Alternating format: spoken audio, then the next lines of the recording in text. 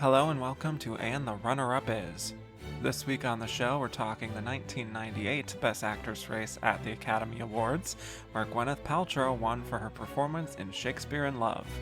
But why did she beat fellow nominees Cate Blanchett, Fernanda Montenegro, Meryl Streep, and Emily Watson? We'll explore all this and more today on And the Runner-Up Is.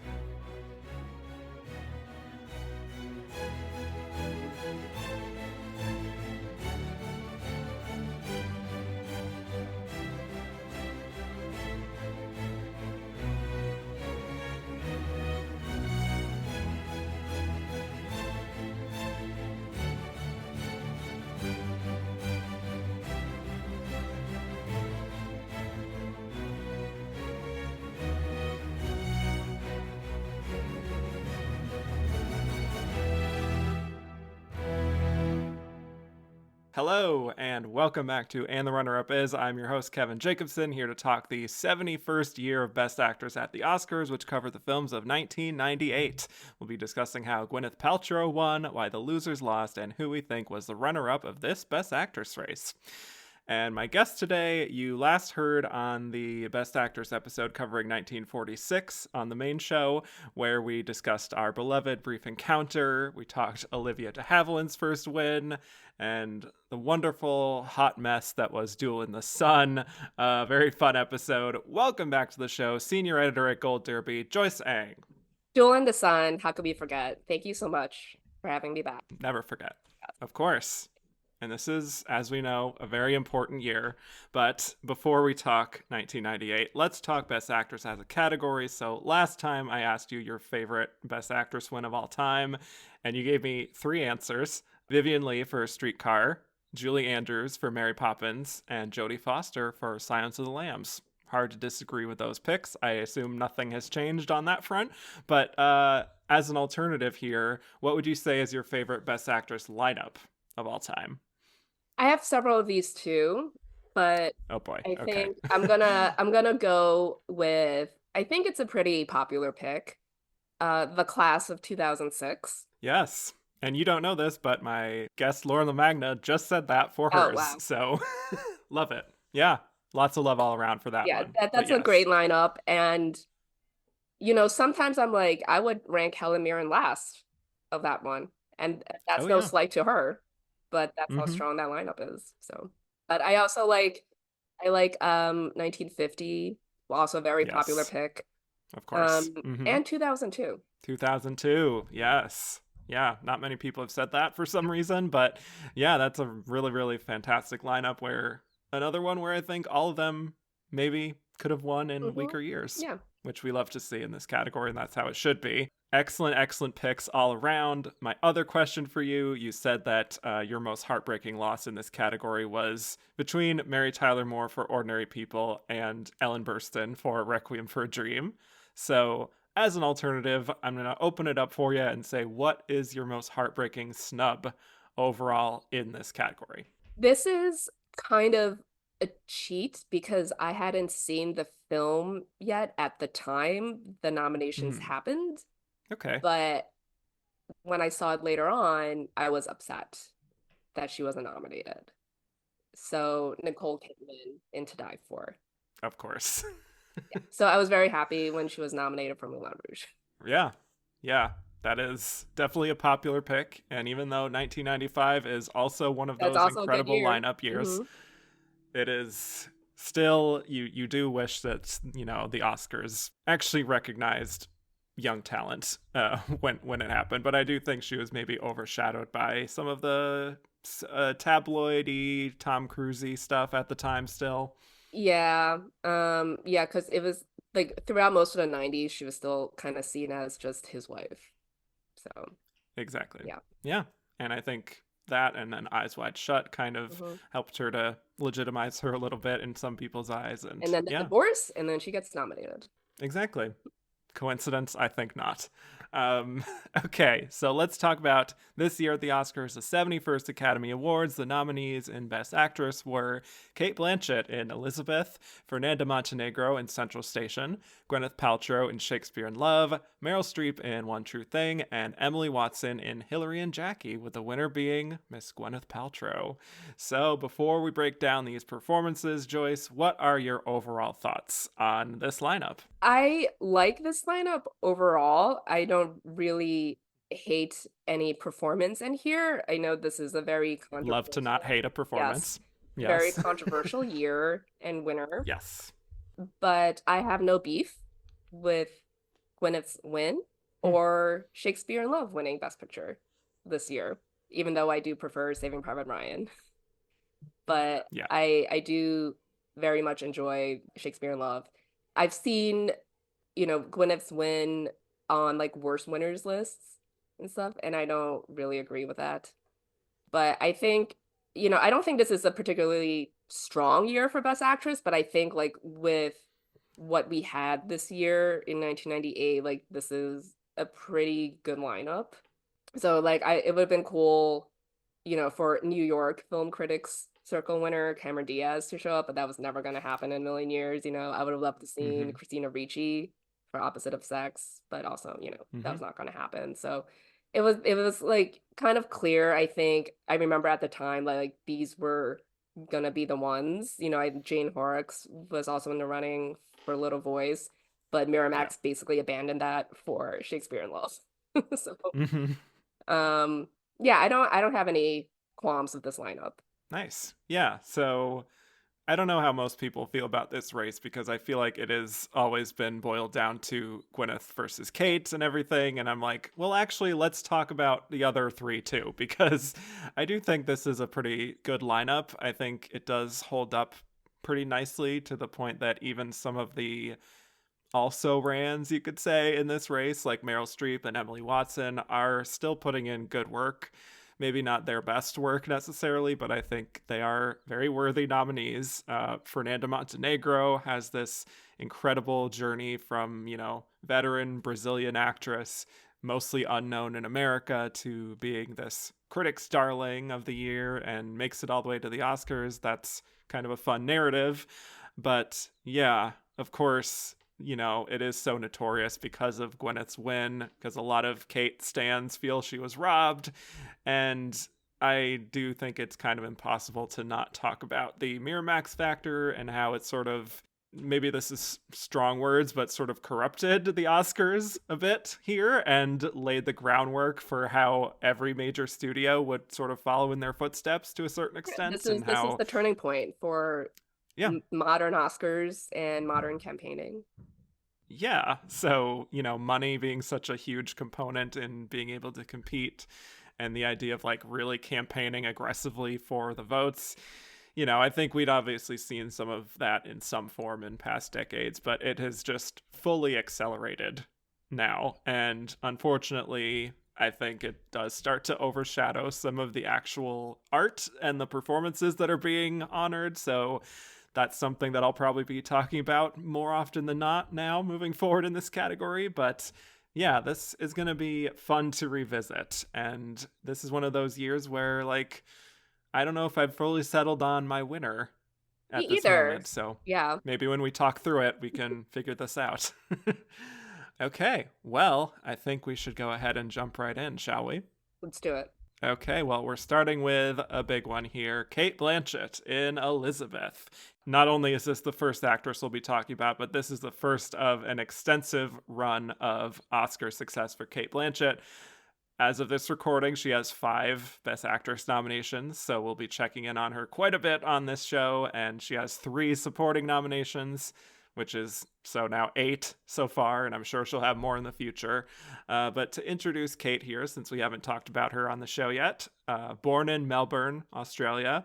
Eventually, she studied at the National Institute of Dramatic Art in Sydney. She had her first stage role, ironically, opposite one of her Elizabeth co stars, Geoffrey Rush, in the play Oleana in 1992. She was in some Australian TV series in the 90s, and then her film debut was just 1 year before this in 1997 with Paradise Road alongside Miss Glenn Close and Frances McDormand. So good company to start in. Just wanted to note that.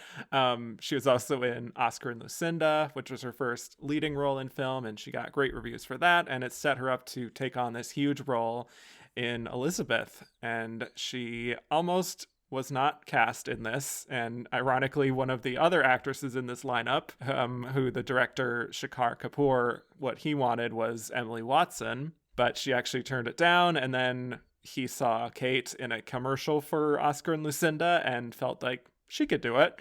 And so fascinating sliding doors moment there. Sliding Doors, starring Gwyneth Paltrow. Yes, thank you. Relevant. Yeah, Elizabeth, it's about the early years of the reign of Queen Elizabeth I of England in the 1500s. Cate, of course, plays Elizabeth as she's put into power after her half-sister, Queen Mary's death. And as we see, she is struggling to maintain some of her power, and she is evading multiple assassination attempts and treasonous efforts against her and men attempting to manipulate her, all the while she's maintaining a relationship with Lord Robert Dudley, played by Joseph Fiennes. More on him later. But things take a turn there when she finds out, he's secretly married. And the film is charting her growth into her role as queen. So yes, let's get right into it here. Cate Blanchett, Cate the Great. Thoughts on Cate overall and her big breakthrough moment here in Elizabeth? This is like, a quintessential breakout role for any actor, right? Yeah. It's like, I think it's kind of cool when you can pinpoint that for someone. It's like, this is your arrival, the announcement of a new star. And it's great that she has backed that up. And I think that's kind of like what has colored the discourse too in the last Yes. 26 years of this. But I saw this movie at the time, and I remember thinking the movie is like mid, like it's like okay, but like Yeah. it's totally unserious, and it's like aping The Having fun. Godfather. Yes. And I don't really care that much that it plays fast and loose with facts, but a lot of people did at the time, like Yeah. Elizabethan scholars. Mm-hmm. And then like the excessive, like almost reckless camera movements, just like Yeah. unhinged. So I thought the movie was okay. Like she's so much better than the movie, which you can say about several of the nominees in this category. Perhaps. Yes. So it was definitely a Stars Born performance, and it's also like a great role for any actor, whether you're a newcomer or Mm-hmm. not. It's a coming of age story. This like young, almost like damsel in distress. I mean, I guess she is in distress because she's imprisoned, but like she's learning to become a woman and a queen. Mm-hmm. She and then like towards the end it's like I don't need a man, right? It's like I don't need a husband. Like she becomes a virgin queen, she chooses herself. I Right. choose me. And I think because of like what the role also requires, like she's very commanding in the role, and I think like that is also part of the reverence for it as well. And I think she's really good, but I feel like the script kind of lets her down a little. Mm. Yeah. So I feel like at the time I remember like really liking her in it, and being like, look, who is that basically? But I also wasn't like she's got to win the Oscar. Mm. And I also, now having rewatched it for the first time in probably 26 years too, it's like I still kind of feel the same way. Mm. So Interesting.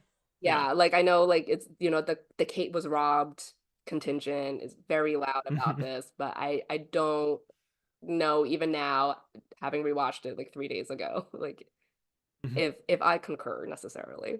Interesting. Yeah. Yeah. I mean, Cate is again one of our greats, and I do think she deserves the amount of praise that Mhm. she gets.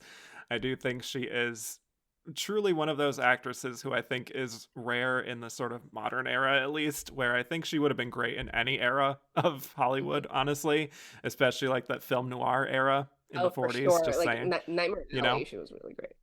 Exactly. Yes. It's the face, it's the voice.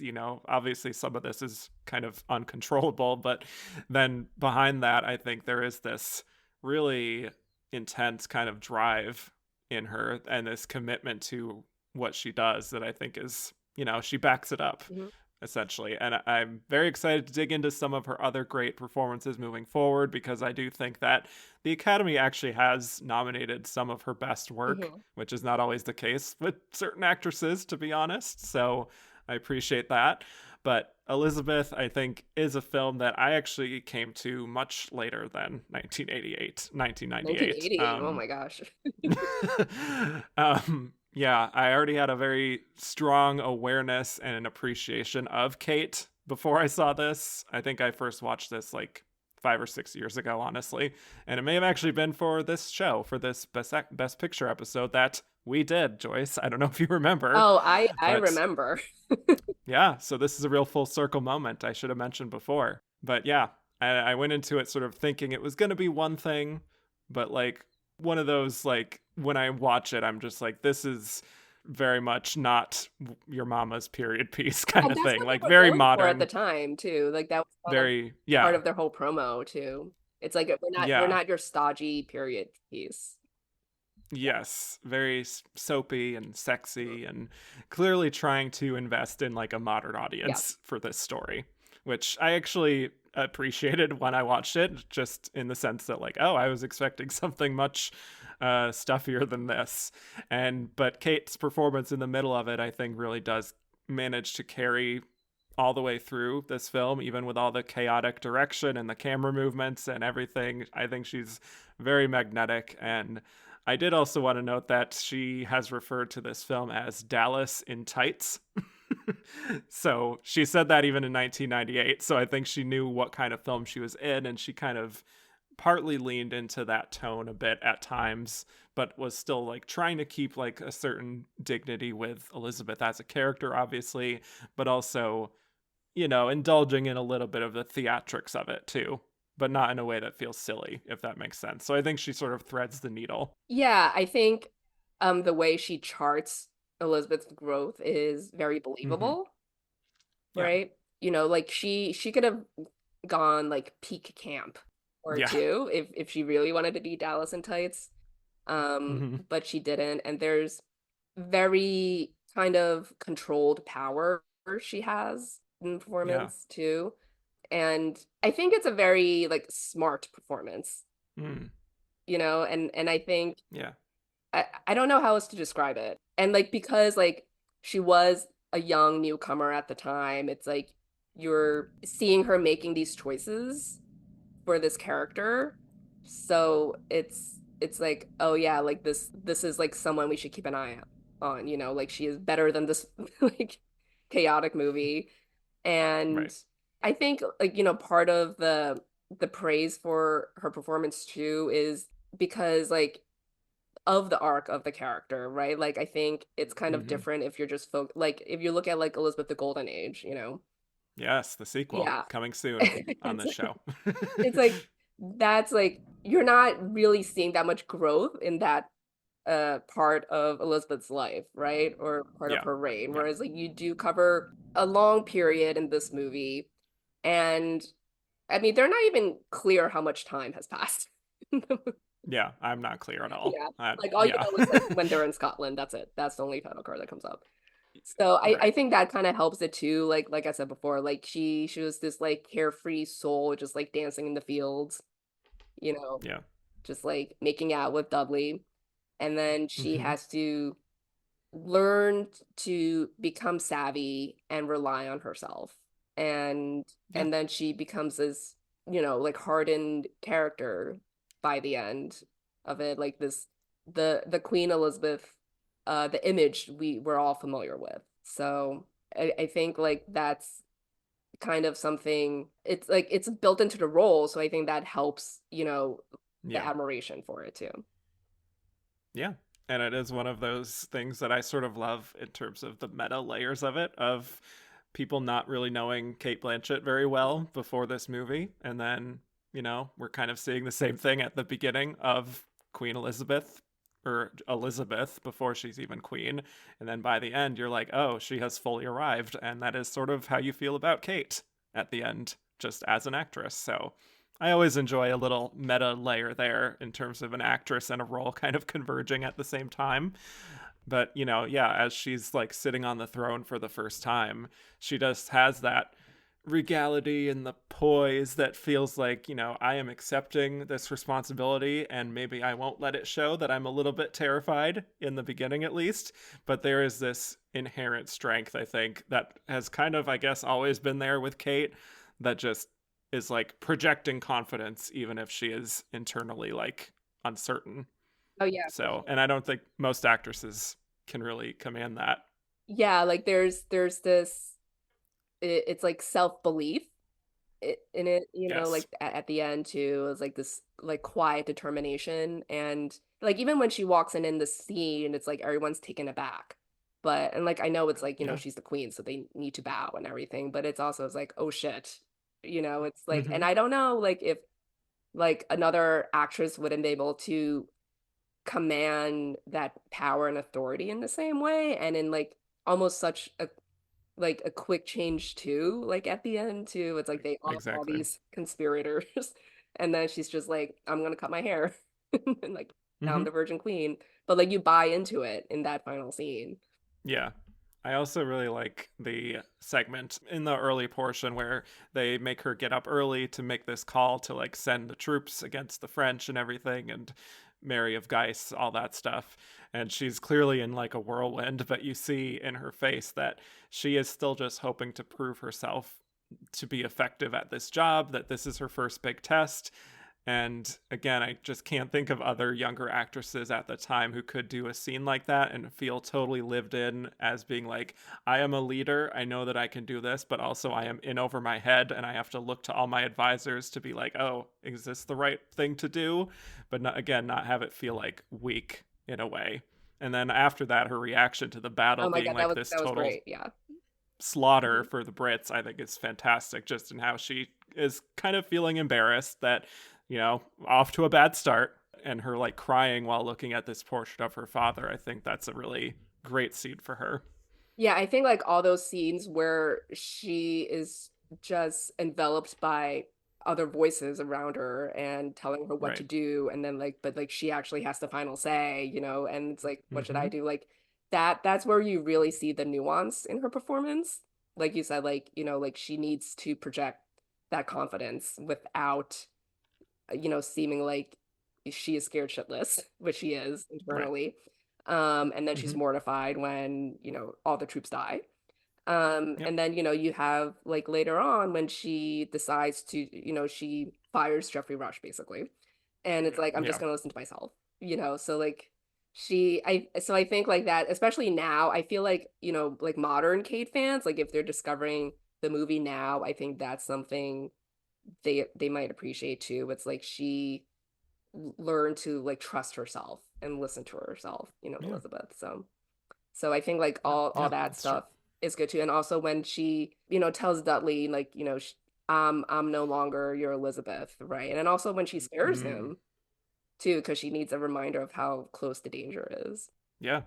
I know. I love all of that. And there are other interesting moments in the film where like she is practicing her speech before her act of uniformity to like make peace among all the religions and everything. That is interesting. Again, feels very modern, like we're getting these quick takes of her practicing in front of the mirror, trying to take on a confident tone of voice that's like beyond her own natural voice. And then the speech itself, her trying to like desperately like out yell these men who are booing her, realizing it's not working. And then that's, where she sort of pivots to trying to appease their ego a little bit, and being like, how can I force you, your grace? I am a woman, with this sort of Yeah, like playful that was tone and funny. voice. Yeah. Yeah, and roasting that other guy for like lecturing her about marriage when he's on his third wife. you know, she's got a little bit of that swagger that she starts to develop that, you know, I think we love to see in a lot of her future roles that she starts to take on stuff, you know, laying the groundwork for eventually what we would get in something like Tar, you know. Hmm. Yeah, like I think like she's better in Tar and she's better in Blue Jasmine. So I think that's why I'm Yeah. not like super aggrieved that she lost for this, you Yeah, I know? was going to mention that too. So Yeah. yeah. I don't know. Like I think like that would be so different, right? It's like if she had won for this, it's like would she have won for the Aviator, Yeah. you know? I think that's one of the questions that we got from Twitter. So I will answer that at that point. But yes, I think alternate history, sliding doors again. Hmm. Who knows what might have happened? Yeah, you know, it's an interesting movie. It is definitely, just watching it again, it sort of feels strangely dated, Hmm. even though it is only, you know, it still feels like a modern movie, but it's also like this is incredibly 90s feeling. Oh yeah. It's I feel like these like the movies in this lineup, they're all kind of forgotten except for Shakespeare in Love. A little bit, yeah.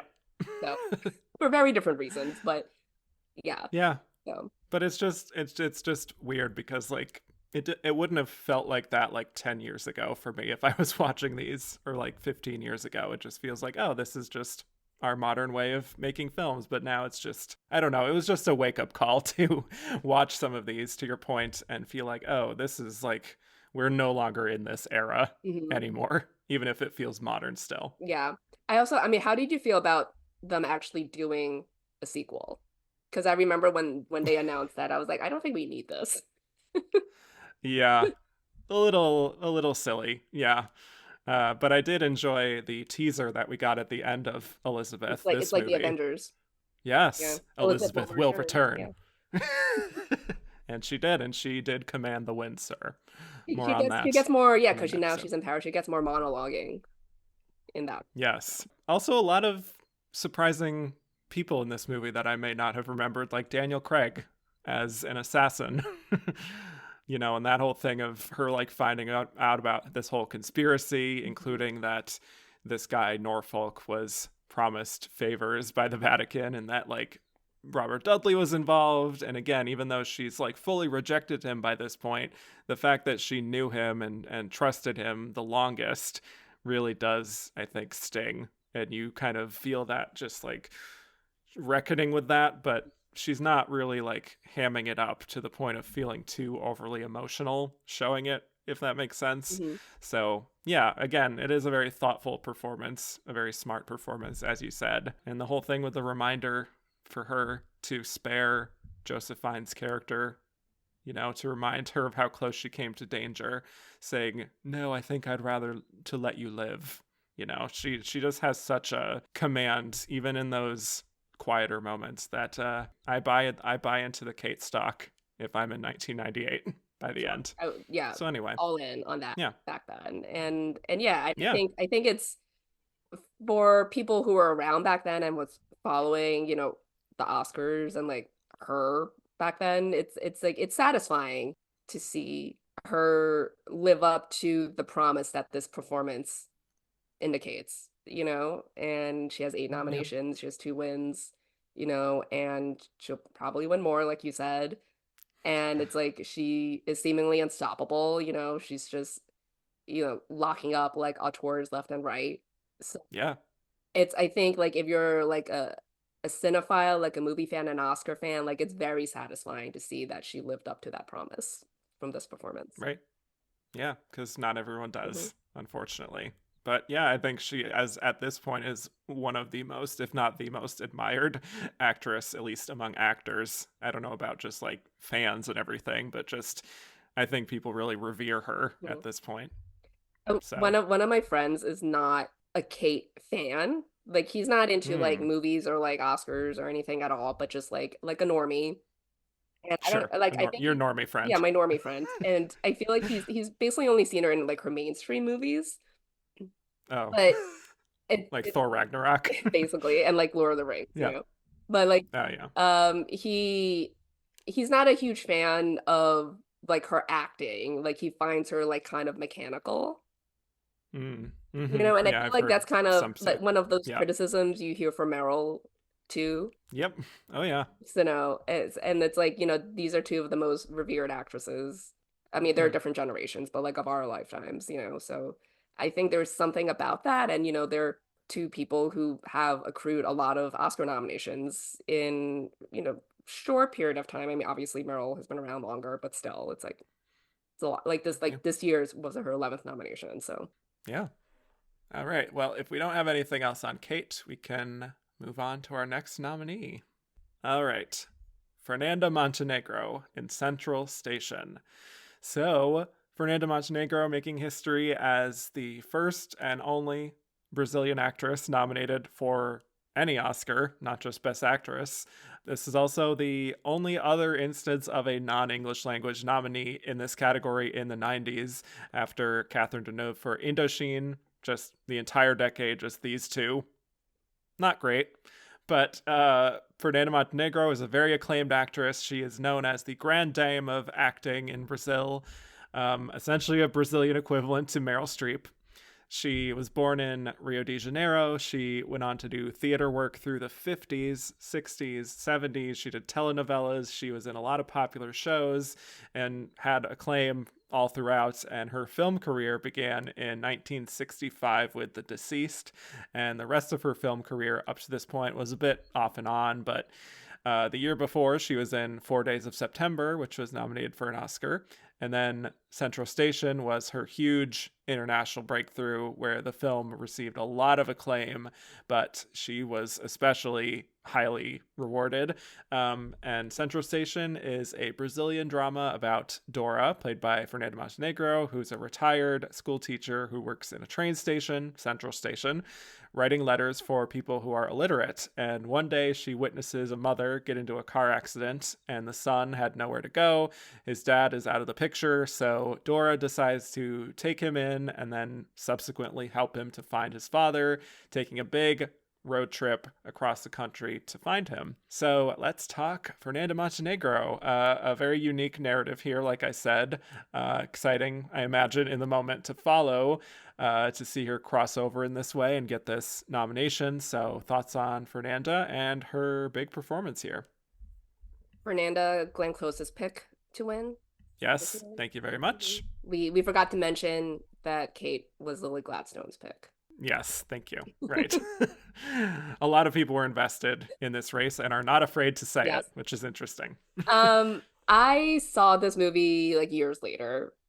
So I Hmm. didn't see it at the time, and Yeah. I think it was free on YouTube at one point. I think that's how I saw it, honestly. But I think this is also kind of similar to Cate, in which her performance is better than the movie itself. She kind of really tells you so much about Dora just with her face. Like she has a great face. Face acting. Yeah, great face acting. The face Hmm. is doing a lot of work here. Yeah. But it's such a lived-in performance, and I think you could just kind of sense her world weariness just from like the opening frames, like even when it's like the montage of her writing the letters that Hmm. she's never gonna send out.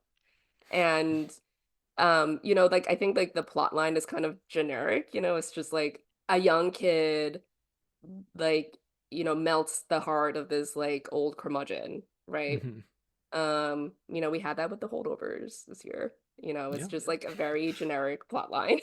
And Hmm. but I think what I love most about her performance is like she's still kind of even as like, she's like she gets less scrunchy by the end. Like she still never loses her prickliness, and she's Right. never like overly sentimental by the end. Hmm. Even though, like the last scene, I think like that's what sealed her nomination. Like when she's leaving and she's, Absolutely. yeah, like for sure. And like it's so emotional and it's really moving and sad, but it never feels like really mawkish at all, and I feel like in lesser hands, like it would have felt that way, and like I would have been like eye rolly, Yeah. but there's still enough like spice to her performance that it doesn't feel that way. And I think, when she returns to Rio, I guess it's like you don't know if she's still completely changed, right? Like, I think it's just like Yeah.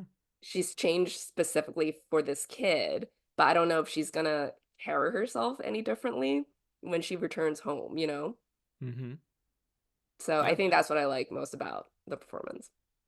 I agree. Yeah, this is a movie that was actually one of the blind spots of this category for me that I just had never gotten around to until now, even with all the great acclaim that this performance had and is still regarded today as, at least in my circles, as one of the best actress nominations of the 90s. Yeah, and even with Glenn Close's endorsement, whenever that was, and I Wow, think that that was was like on the 4 years ago. That was during Hillbilly Hillbilly Elegy press Elegy. tour. Yes, I know, but I saved for this occasion to finally watch it, and I found it to be really just incredible work. You know, I didn't have much familiarity with Fernanda Montenegro, although I had seen her in a smaller role in this movie called Invisible Life from a few years ago, another Brazilian film that I think was an international feature submission, but anyway, I'd seen her in that, but then, you know, not much else to go off of. And just based on the insane praise that this performance has received, I went into it thinking that it was gonna be one thing. And in the beginning, it's like, okay, this is a good performance, very lived in, very subtle, but we've sort of seen things like this before, these kind of grumpy characters who reluctantly take in the kid, and also had vibes of Gloria, which is a John Cassavetes movie with Jenna Rollins that we have talked about on this show. Like, it's kind of the same plot line in some ways, but the more the film went on, I think the more I found myself really surprised by her performance and just how much she immerses herself in this character to the point of it feeling sort of documentary like almost. And it got to a point late in the film where I was like, oh God, like this sudden hit of emotion just kind of came Hmm. flooding in. And it's because I think she presents Dora in this way that is very three-dimensional, not just her performance, but I do think the writing and the direction of the film,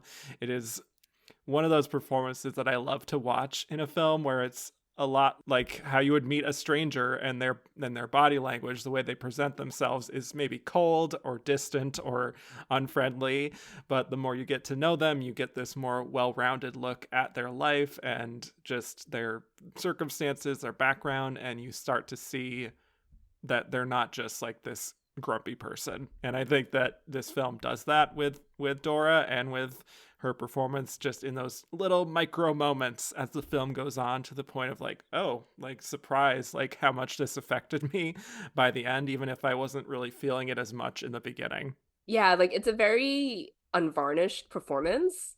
Yeah, raw, So as we it like to say. yeah, but but it's also, pretty subtle too, like she's not like actressing, you know, in your typical way. But yeah, I think like it does kind of surprise you. I think it surprises the viewer in the same way it kind of surprises her, Yeah, like how much good she's point. grown fond of this kid, and then she makes the choice to leave. I also love bittersweet endings. Like I don't need like especially Yes. like romances, like I don't need the couple to end up together or whatever it is, so it's like you kind of want her to like adopt the kid basically. I think like that's kind Yeah. of maybe like, just projecting, but like I think most the general public, if you're watching this, like you want her to just take in the kid by the end. And she doesn't, like she Yeah. leaves him with his brothers and hope that their dad comes back. And I love that. It's like sometimes like, in real life too, you come across people, like people come into your lives just for a fleeting moment or a couple of weeks or whatever, and then you go your own ways. Yeah. And they might never see each other again, and that's fine. Yeah. So Yeah. I kind of love that it's, it's like a bittersweet ending too. So like, I mean, like that last scene, like when she starts to leave, like it's so powerful. Yeah. Again, the look on her face at the very end, it's remarkable stuff. I also really love this scene she has that's on the bus, where she's telling him about her childhood and how her father said to her mother that like he was tired of riding the bus every day, like meaning that her mother, his wife, I mean, and like deciding to take a taxi, which meant like going with another woman. And she says her mother took like a space taxi, meaning she died, and it's this kind of incredible metaphor. And it was all around the age of this boy when this happened to her, and just the way she tells it, like it is also very unemotional. Like she's just Mhm. like, I'm just giving this practical life advice to you. Like even when she's talking about this traumatic moment, she's shut herself off, and even though it's not the most demonstrative kind of acting, I do think she reveals a lot in her face and her bluntness that you kind of understand that she has put up these walls and not many people can access her truly. Yeah, like it's very matter of fact, the Yeah. way she delivers it. And I also kind of feel like kids need and want that matter of factness too. Yeah, Like in real exactly. life too. Like Hmm. you don't need to use euphemisms all the time. Like you think they're too young to understand something, Right. you know? So and yeah, like she's just telling it like it is. And yeah, like I like how in the beginning it's like you see like these two sides of her. You know, she's very cynical and she hates her job basically. Like she's never gonna send these letters out. And then like but like she, you know, she's kind of fun like at home like with Irene, you know. Yeah. And then you kind of and then when she goes on this road trip with this kid, it's like you yeah, like you see the walls kind of gradually break down a little bit. And she's not necessarily having fun with the kid, but you do see her warm up to him and again in a way that surprises her too. Yeah, exactly. And she also is starting to open up not just with the kid, but there's a whole thing where like the bus breaks down or something, and it's Mhm. how they meet this trucker who she kind of starts to develop some feelings for maybe.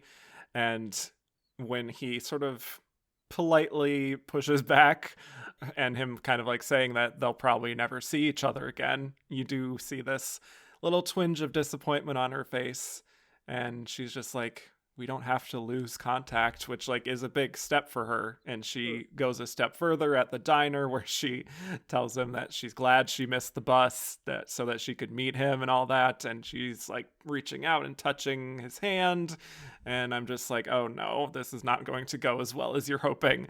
And it's not like he fully rejects her, but he does react very coldly, and you kind of, she's like trying to salvage the situation by like being like, oh, I'm gonna go to the bathroom, and then she putting on lipstick, and then when she comes back out, of course he has driven away, and it just yeah, it crushes her. Yeah, like she was treated like she kind of got a taste of her own medicine because that was kind of like Yeah, how that's also true. Yeah. you know she was treating like Kosu and just like all the her clients, right? It's like she's not Yeah. actually sending out these letters, you know, and Hmm. now she's kind of made this connection with a stranger and she wants to invest in more and he's just like hard pass, you know. So it's Yeah. yeah, so it yeah, like I you know she's learning not to alienate herself from people as much as she has been for all these years. So Yeah. And, they are, of course, able to get to his father's house at a certain point, but then it's revealed that his father, like, won a lottery or something and actually sold the house to a new family. So the journey continues from there. But, she very cruelly tells him at one point that, like, she was cursed with having him as her responsibility, and that, like, his parents never should have had him. Like, and there's such power, I think, in her voice and the bluntness of it that is like very casually devastating, and she really leans into it. So that moment really is like this dagger in the heart. So yeah, I don't know. I said similar things about Jenna Rollins in Gloria, which is why it doesn't feel as like revelatory in that way, just mhm. in the storytelling. But I do think she is able to make the kind of ups and downs of her feelings towards this boy feel a little more genuine and realistic than Jenna Rollins, all due respect. That's just a very messy movie. I do love the sequence of him realizing that they can make money by having her Mhm. write letters for people when they get to this other place where there's a lot of people who are also illiterate, and she has this expression on her face where it's clear, like, I'm not going to tell you that this is a great idea, but there is an appreciation that grows where Mhm. she's like, yeah, I will do this, this is our way to make money, fine, I'll do this.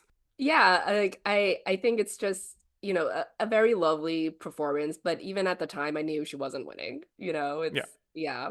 And I don't know if I had seen it before the Oscars, how I would have felt, Hmm. but I remember her, she was the critics' favorite. She won a lot of critics awards back then. But I knew she wasn't winning. Like I knew Gwyneth was winning. It was like she was like Yeah. third place at best, and then like, when I finally saw the film years later, I'm like, yeah, this was a really great performance, but like she wasn't winning, it was just as simple as that. Yeah. Yeah. Which is, I think, unfortunate because that we do know things like that. I mean, it is kind of similar to sort of like what we just did with Sandra Hüller with Anatomy of a Fall, where it's just like this is an incredible performance, and also it's not going to win an Oscar, and we just kind of have to accept that. Yeah, and you see it often with these international films, non-English performances too, like Emmanuel Mm. Riva in Amour. Yeah. I mean, she Mm-hmm. was number two, but R.I.P. you could argue that she was Yeah. number two, not Jessica Chastain, but like she wasn't winning. Yeah. But just to circle back around to the ending, I think, getting to that point of her meeting her and the boy meeting his half brothers, I love how she is just there to support him and help him through this, and we get the revelation that their father was actually on his way to him. And I just think it's sort of beautiful the choices she makes, especially when she reads them all the letter that their father was going to send, and she has that little pregnant pause before she says, and Josue, who I can't wait to meet, and just like looks at him very intently, and he doesn't really know, like, did she make that up, you know Mm. did he actually want to meet me, or is she kind of trying to appease me in a way? So I do like that there's some nuance in that. I don't know what your read on that scene was. Yeah, because I think like by this point it was, and then like also having read and like found out the truth about their dad, Yeah. she obviously had developed like a fondness for him at this point. So it's, yeah, I think it's one of those things is like you could read either way. Like, did she make that up or was that actually in there? Yeah. Um, and then, Or does it matter? yeah, it doesn't matter. And then like Yeah. her, leaving his mom's letter behind too when she leaves Right. too, like that was a great moment. And it's just kind of the sadness and also just the happiness too, I guess, like joy. I don't know. It's like Yeah. It's bittersweet. Yeah. yeah, like she knows she can't stay with him. Like she needs to leave him, but she is happy that this happened, this trip happened, Mm-hmm. and even though she was so against it in the beginning, and Right. so I think she realizes like that moment when she's reading the letter. Yeah.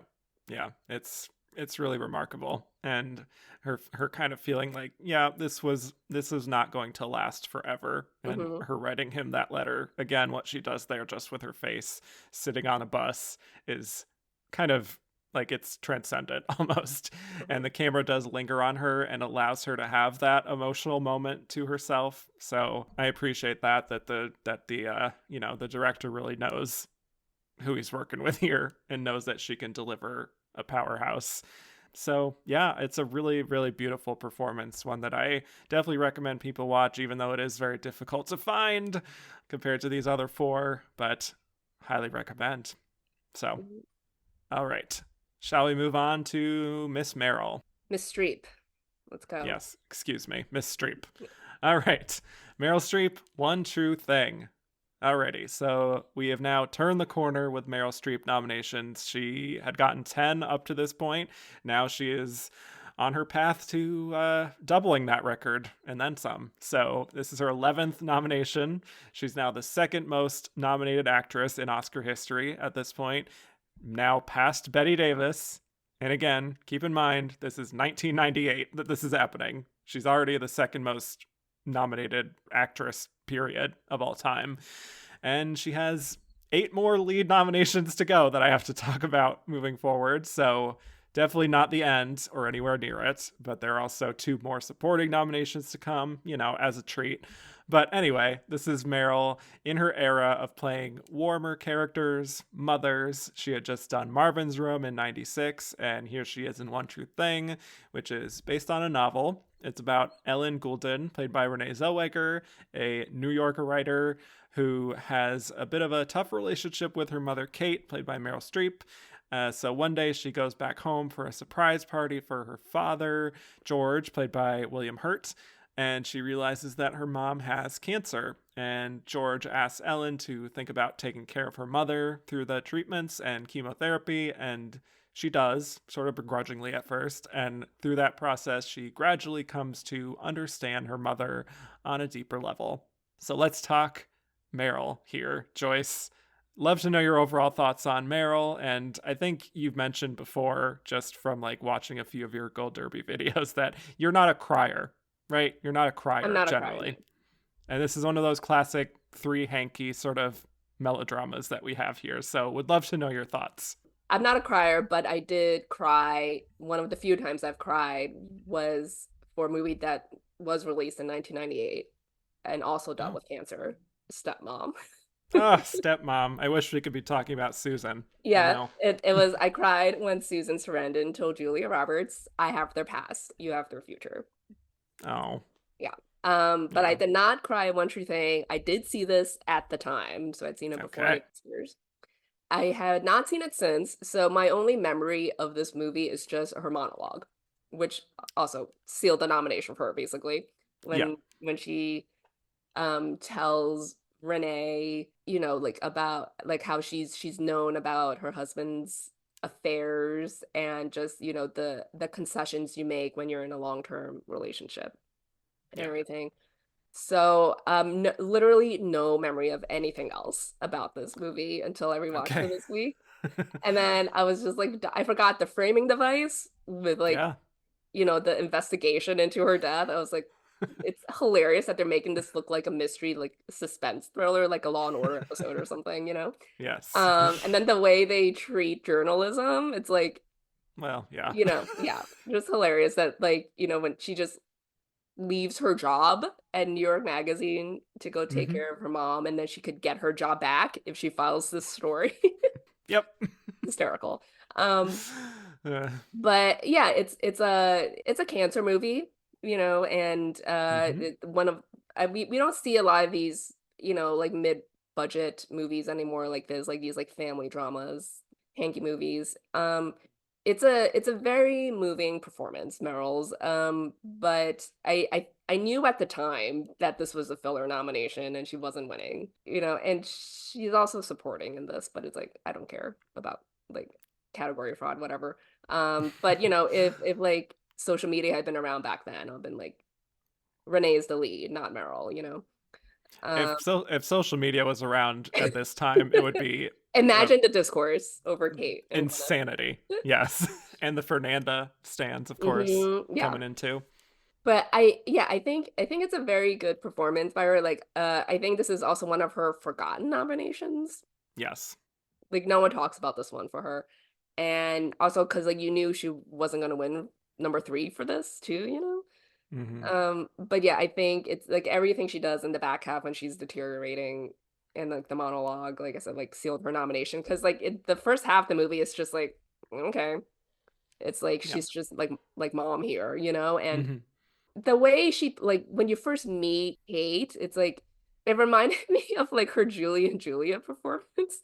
Like when she's just like so like high pitched, like I know Julia Child's a real person, but it was just like I don't know if like that was her choice to play Cate that way in the first half and to like lean into her naivete that Ellen thinks her mom has, that she is just this like domesticated housewife and she has no idea that like her dad is or her husband is sleeping around and everything, and like like Ellen clearly doesn't respect her, so it's like I don't know, like it's like is she just is Meryl just like leaning more into that when it's like, oh, she's just like happy-go-lucky all the time. She has like her lady friend group. They need to plan like the Christmas decorations. Yeah, the minis. And it's just like, it seems like she's just like so removed from anything that Ellen deems like important. And then it's like the twist with the monologue is like, oh, like, no, she's known all along. Yeah. And it's like, and I guess that if you do feel that way about her, like the same way that Ellen feels in the beginning, then maybe it hits harder too. I don't know. I can't decide if I wanted her to play her with a little bit more self-awareness in the beginning so that when you do find out that she knows about the affairs, that you could pinpoint it back in the first half. Mm, yeah. I don't know. Well, I personally am going to come in hot and say this is one of her most underrated Oscar nominations, actually. I think this is one that does get dismissed as Meryl name check. They'll Hmm. nominate her for everything she does. And sure, this is not one of her top tier nominations, but I do think it is solid work. You know, I Hmm. do think she is just very warm, and it may not feel like a complicated character, but I do think she kind of gets at something very specifically suburban mom, especially like New England suburban mom. I think this is in New Jersey, but close Yeah. enough. I The think the tri-state area. there we go. Tri-state area suburban mom. I think she does inhabit that kind of middle-aged woman who like her life has been defined by being a housewife and her family and her community being her whole life, and it may seem like she is head in the clouds, not really wanting to make a fuss, blissfully unaware, suffering in silence, whatever you want to say, but there's also, I don't know, kind of like this generous feeling that she brings to it that just feels like I am just a selfless person. This is how I express my love, that I do think is kind of profound, and it doesn't feel like a technical kind of performance that she's been accused of giving Mhm. in the past, you know, even though I was reading about how they shot this in chronological order and she did change her speech pattern progressively as the film went on, to your point earlier. You don't, for me at least, I don't think you see the wheels turning. And I think, No, I don't think so either. yeah, I just think watching her in the arc, seeing someone who is so often sidelined and is defined by, you know, these sort of virtues like being seen as this bright light by her husband and not wanting to dim that light, or being seen as like just a nuisance to her daughter. You get these little hints, I think, in her facial reactions that like she is a little bit aware of how people see her. She does know a little bit about what's going on. She's not stupid. And yes, it leads to that big monologue towards the end, but I do think she lays the groundwork pretty nicely. That doesn't seem like a huge effort in the film, but it's because by this point she's just a total pro. She commits to the film that could have so easily been just another cancer drama with all the predictable beats, but I sort of think she does treat it with a seriousness beyond how some others might. Yeah, for sure. And I don't think like Kate in the first half is like a caricature by any means. Like the way Mm-hmm. she's like playing Right. up the suburban mom and with like the high pitched voice and just always perky. Yeah, Um, because I think you could also read it as like that is just the front she's putting up, like that's how she exactly. gets through the day, you Yeah. know.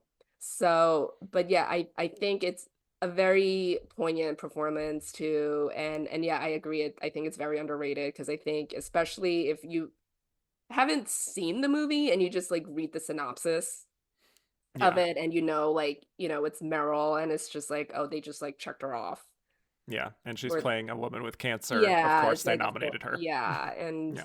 yeah, I think like it's very easily dismissed as that, Mm-hmm. but I think when you watch it, like the movie is fine itself, Yeah.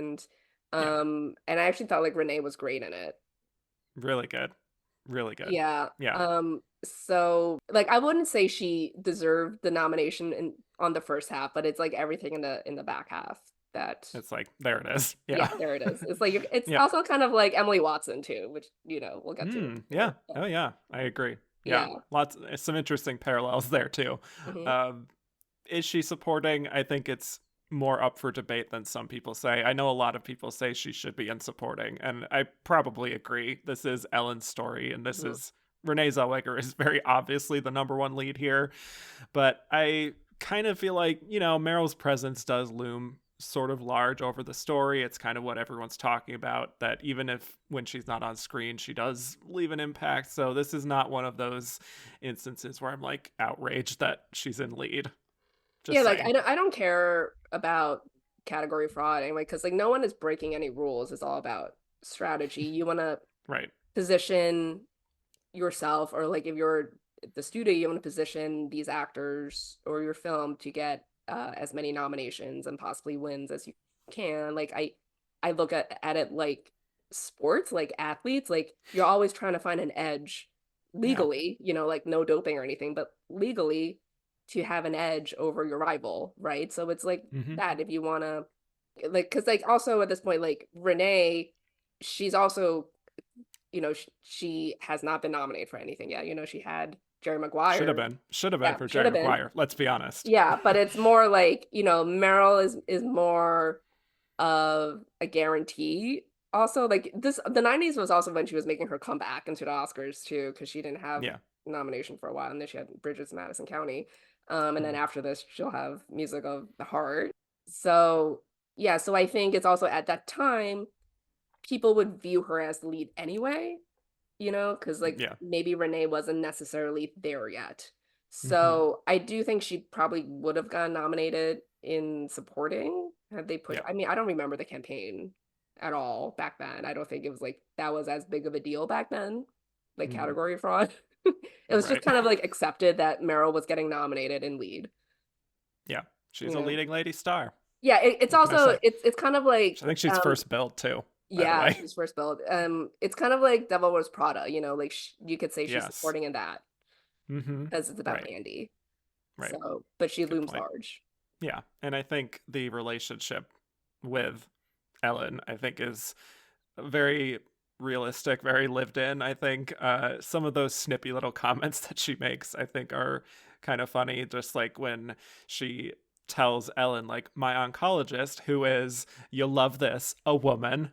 Just like these very pointed comments that are really kind of revealing a lot about their different priorities. There's another point where they're talking about books and, you Oh, know, she hates Pride and Prejudice. yeah, That was right. And like Little Women, like why are we focusing so much on Joe when like Meg is like this interesting character too? And what's so wrong about wanting to settle down and get married? I do think some of that is a little bit like we sort of get it, you know. I think some of that is a little heavy-handed just on a writer level, but I just enjoy those little like flippant sort of like Yeah, because tossed she's off she's comments also she like makes. it's like she's like negging her on a little bit. It's like because she Yeah, knows like she likes her dad more than she right. likes her. Exactly. She's You not know? stupid. Yeah. Yeah. Yeah. And then, I mean, just her reaction when she does realize that Ellen is going to be staying with them now, I think is also really good, just in how she's kind of like softly pushing back on it and says, like, you know, I'll just end up upsetting you. And that, like, basically it's not worth the trouble. There is this, I don't know, it's kind of heartbreaking in her tone. It does reveal how she is used to sort of putting herself down in a way, and she's like Hmm. downplaying her pain. There's a lot of moments where she's just like slowly taking a beat and just like composing herself again and just making it seem like everything's fine. And sure, it's not, we've seen stuff like this from other cancer dramas and stories about sickness before, but I just think there is a sensitivity in how she portrays it, and it is more notable, I think, because of how she was cast in that light by some critics of being cold and calculated in her sort of technique and everything. But I don't see the calculated here very much, personally. Yeah, I don't see it either, and it's I feel like it's a very fluid performance Yes. too. Yeah. And it's so devastating, towards the end when Ellen tells her she loves her, and Mm-hmm. she says like I've always known, like she always knew that she loved her, even though she never acted like it for Right. most of her life. Yeah.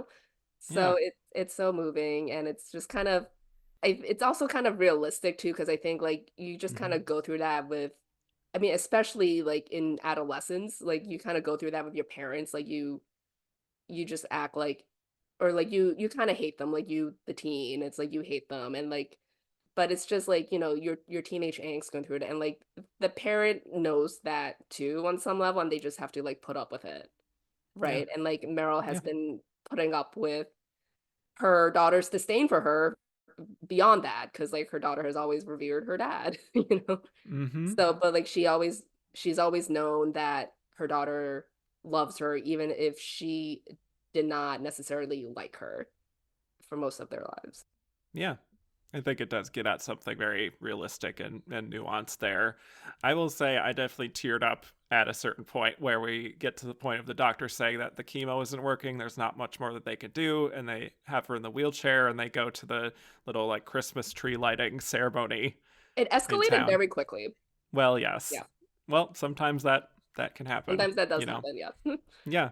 But saying she wants to like show off her sweater and how she loves Christmas, and they sing Silent Night, and they all just try to keep their best to like keep from crying, and just like giving her this moment, I think is really moving. And what Meryl does there, like the emotion is right there on the surface. Like she is happy to be there and to be alive, but she is also scared, and she knows that this is probably going to be her last Christmas. So, again, like those silent exchanges she has with her family, I think is quite moving in a kind of subgenre of whatever this is that can be very overly trying to make you cry. I think this is one of those moments that kind of earns your tears, I guess, at least for me. Yeah, and I think it's also kind of like Central Station 2 in a way. Well, I guess like the thing they have in common is like the softening of one character, right? Yeah. Like towards Hmm. another character. But also even though the premise is very sentimental, I don't think any of the performances indulge in that sentimentality. Yeah. Like not even Merle's, like it's like you probably will cry, at a performance or at the movie, but I don't think she is exploiting the plot Right. to try to achieve that. Yeah. And she's not sort of using it as a easy device to Hmm. make people emotionally invest. She is interested in this character. Yeah. And the scene where she's kind of irritable at one point and she accidentally breaks this pie plate that she has and gets upset at Ellen and says like, I'm not an invalid, that like I'm still the mother here. Big moment. Big moment when then that obviously leads into the big monologue speech, the Oscar clinching moment, I suppose you could say, but really I think is kind of interesting because it works narratively as much as it does just like this is another one of those meta moments, I think, where it's like you're kind of waiting for her throughout a lot of the movie to really open up in Hmm. this Yeah. way that is like, this is how I truly feel. And that's kind of like, as you're watching the performance, you're like, oh, this is what I've been waiting for. But it's also what you've been waiting for from Ellen's perspective, too. Yeah, and I think I mean I hadn't seen this since it came out basically, but like I remember that scene, but then having like watching it, like actually watching the scene, I was like, man, they really went hard on the makeup there to make her look ghostly as Yes. possible. I was like it was almost Yes. like Kate and Elizabeth. Like uh, Yeah. Yeah. yeah, but yeah, like that scene was just a good monologue, right? Like I will never say no to a good monologue, and she delivered Hmm. it really well. And it was also funny too when she was like, I want to be heard, right? I want to speak, and then she was like, actually, I have nothing else to say because I already said it. Yeah. And I don't know, Yeah. like not many people have been able to sell it like that. So Hmm. yeah, like I agree. Like I think that like you are kind of waiting for this moment, right? Because you do feel like their relationship like has been building towards a confrontation. Yeah. And this is the moment she unloads on her. Yeah, she kills it. I think that's the scene where you're like, okay, this is why Meryl gets all the best parts for women her age, Yes. right? How she's able to really elevate material that could feel very familiar and just make it feel fresh and alive just in this one scene. I think she's finally able to like grab control of the narrative in a way. So, yeah, I think it's a really underrated performance. Like I said, really moving stuff. And even if she probably knew at the time she doesn't have a chance of winning either, I think she does have a lot to be proud of with this performance because, she had this is a huge responsibility to play a woman with cancer. A lot of people go through this. And so I think she honored that sort of thing very nicely. So that's what I have on Meryl. Anything else? No, I don't think that. I don't really have a problem with this nomination for her. Yeah. Yeah, Yeah. I agree. And should Renee have maybe been in the conversation more? I would argue, perhaps. Yes. I don't remember her really being talked about at the time at all. It was I don't just think she like got any just nominations even. Yeah. yeah, like it was just like, Meryl because she's playing the dying mother, Hmm. cancer-stricken mother. So Yeah. yeah, I have a real issue with her being in lead either, even if like she would make sense in supporting. I don't even know if she would have won in supporting if they had ran I her think we there. got that question too on Twitter. So another one, we'll bookmark that. Okay, let's get to our final losing nominee here, Emily Watson in Hilary and Jackie. So Emily Watson gets her second Oscar nomination and remains her most recent nomination as of now, coming off her incredible debut performance in Breaking the Waves, which got her an Oscar nomination. And as I said on that 96 episode, I think she should have won for it in a very competitive lineup. But anyway, follow that, she gets all kinds of great opportunities, including The Boxer with Daniel Day-Lewis in 97, another movie called Metroland with Christian Bale in 97, and then Hilary and Jackie is only her fourth movie and gets an Oscar nomination for it. And also, just like with Breaking the Waves, there was some controversy that came with this film as well, because this is based on the life of Jacqueline Dupre, a real life cellist who was quite renowned in her community. And her sister Hilary, a flautist, wrote this memoir called A Genius in the Family about growing up with Jacqueline. And some people believe that she kind of mischaracterized Jacqueline as manipulative, and a lot of denouncing going on from prominent people who knew Jacqueline. So that was sort of going on right in the heart of Oscar season. So that probably really impacted some things. But to get into the film itself, Emily plays Jacqueline and Rachel Griffiths plays Hilary, who grew up as close knit sisters, and they both get into music. Hilary for the flute and Jackie the cello. And their relationship takes a turn when Jackie is kind of heralded as the gifted one, and she goes on a tour through Europe, leaving behind Hilary. Hilary gets married, and then at one point, when Jackie comes home, she has a very unusual request that she hopes that her sister will do for her, which we will get into. But a lot of the film in the second half is exploring how Jackie became lonely on the road and then ultimately struggles with symptoms of multiple sclerosis, which leaves her without the ability to play the cello. So this is an interesting one. Thoughts on Emily Watson overall? I don't know if you were following her kind of meteoric rise here in the late 90s period, but thoughts on her and her performance here? I probably would have voted for her too for Breaking the Waves. Nice. Yes.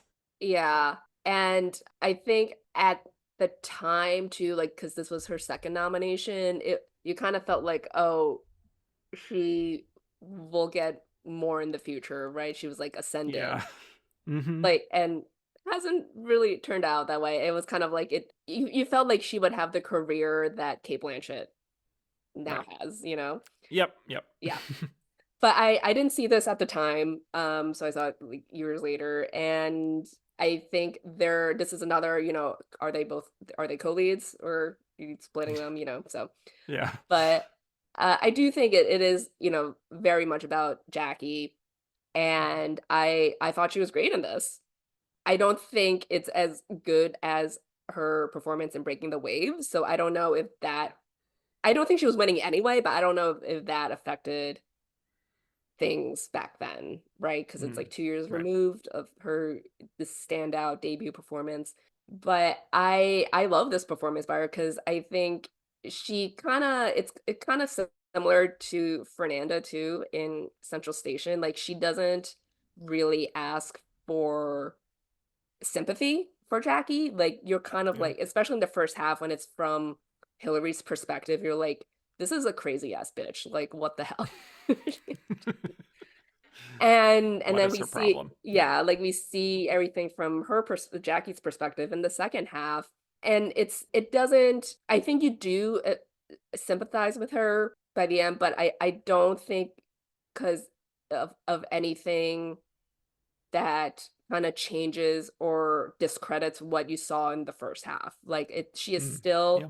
spoiled and temperamental and manipulative and caustic, but I think you just understand more where she's coming from. Like you said, like, she's been on the road and removed from her sister. So you just see that she has this one-sided codependent relationship with her sister. Like she can't live without her. And she has this kind of self-destructive personality as well. And I think you see in the second half too that like Jackie knows this too.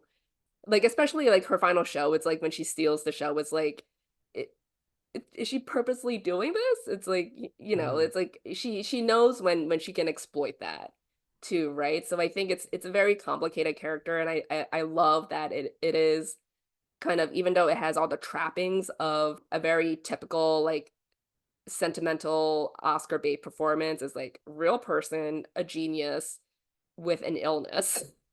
Yeah, checks all the boxes. Yeah, and but it's again like these other performances in this category, a lot of them it's not overly sentimental, right? Yeah. And I I really like that about it, and you know, and it's like really devastating, like her final scene before she dies too. Like I think that could have been overplayed too. You know, she has these tremors in bed, but it felt so believable and real. I don't know. I feel like again, like a lesser actor would have maybe made that not feel as real. So I agree. Yeah, this is a performance that I do think has similar qualities to Breaking the Waves and how she is playing this kind of, I guess you could say, childlike sort of woman mhm. who acts impulsively at times and deals with a lot of emotional problems and is like struggling with all this pressure that she has. You know, it kind of feels like here's this incredible new presence in film, and now we're going to take what made her great and put her into a more palatable film Mhm. than Breaking the Waves. And we'll see if we can sort of recapture the magic. And I do think for that reason, it doesn't feel as immediate, kind of like incredible discovery as Breaking the Waves, obviously, but this is still a great performance and another one that I do think is underrated, you know. Not to get into the Oscar talk already, but I feel like in this lineup, so much of the discussion is between Cate and Gwyneth and Mhm. even Fernanda. And then it's like, oh, yeah, there's the other two. And like maybe by the time the Oscar night came around, sure, they didn't have a shot of winning. But I think with Emily, she really pours so much emotion into this role, just like she did with Breaking the Waves.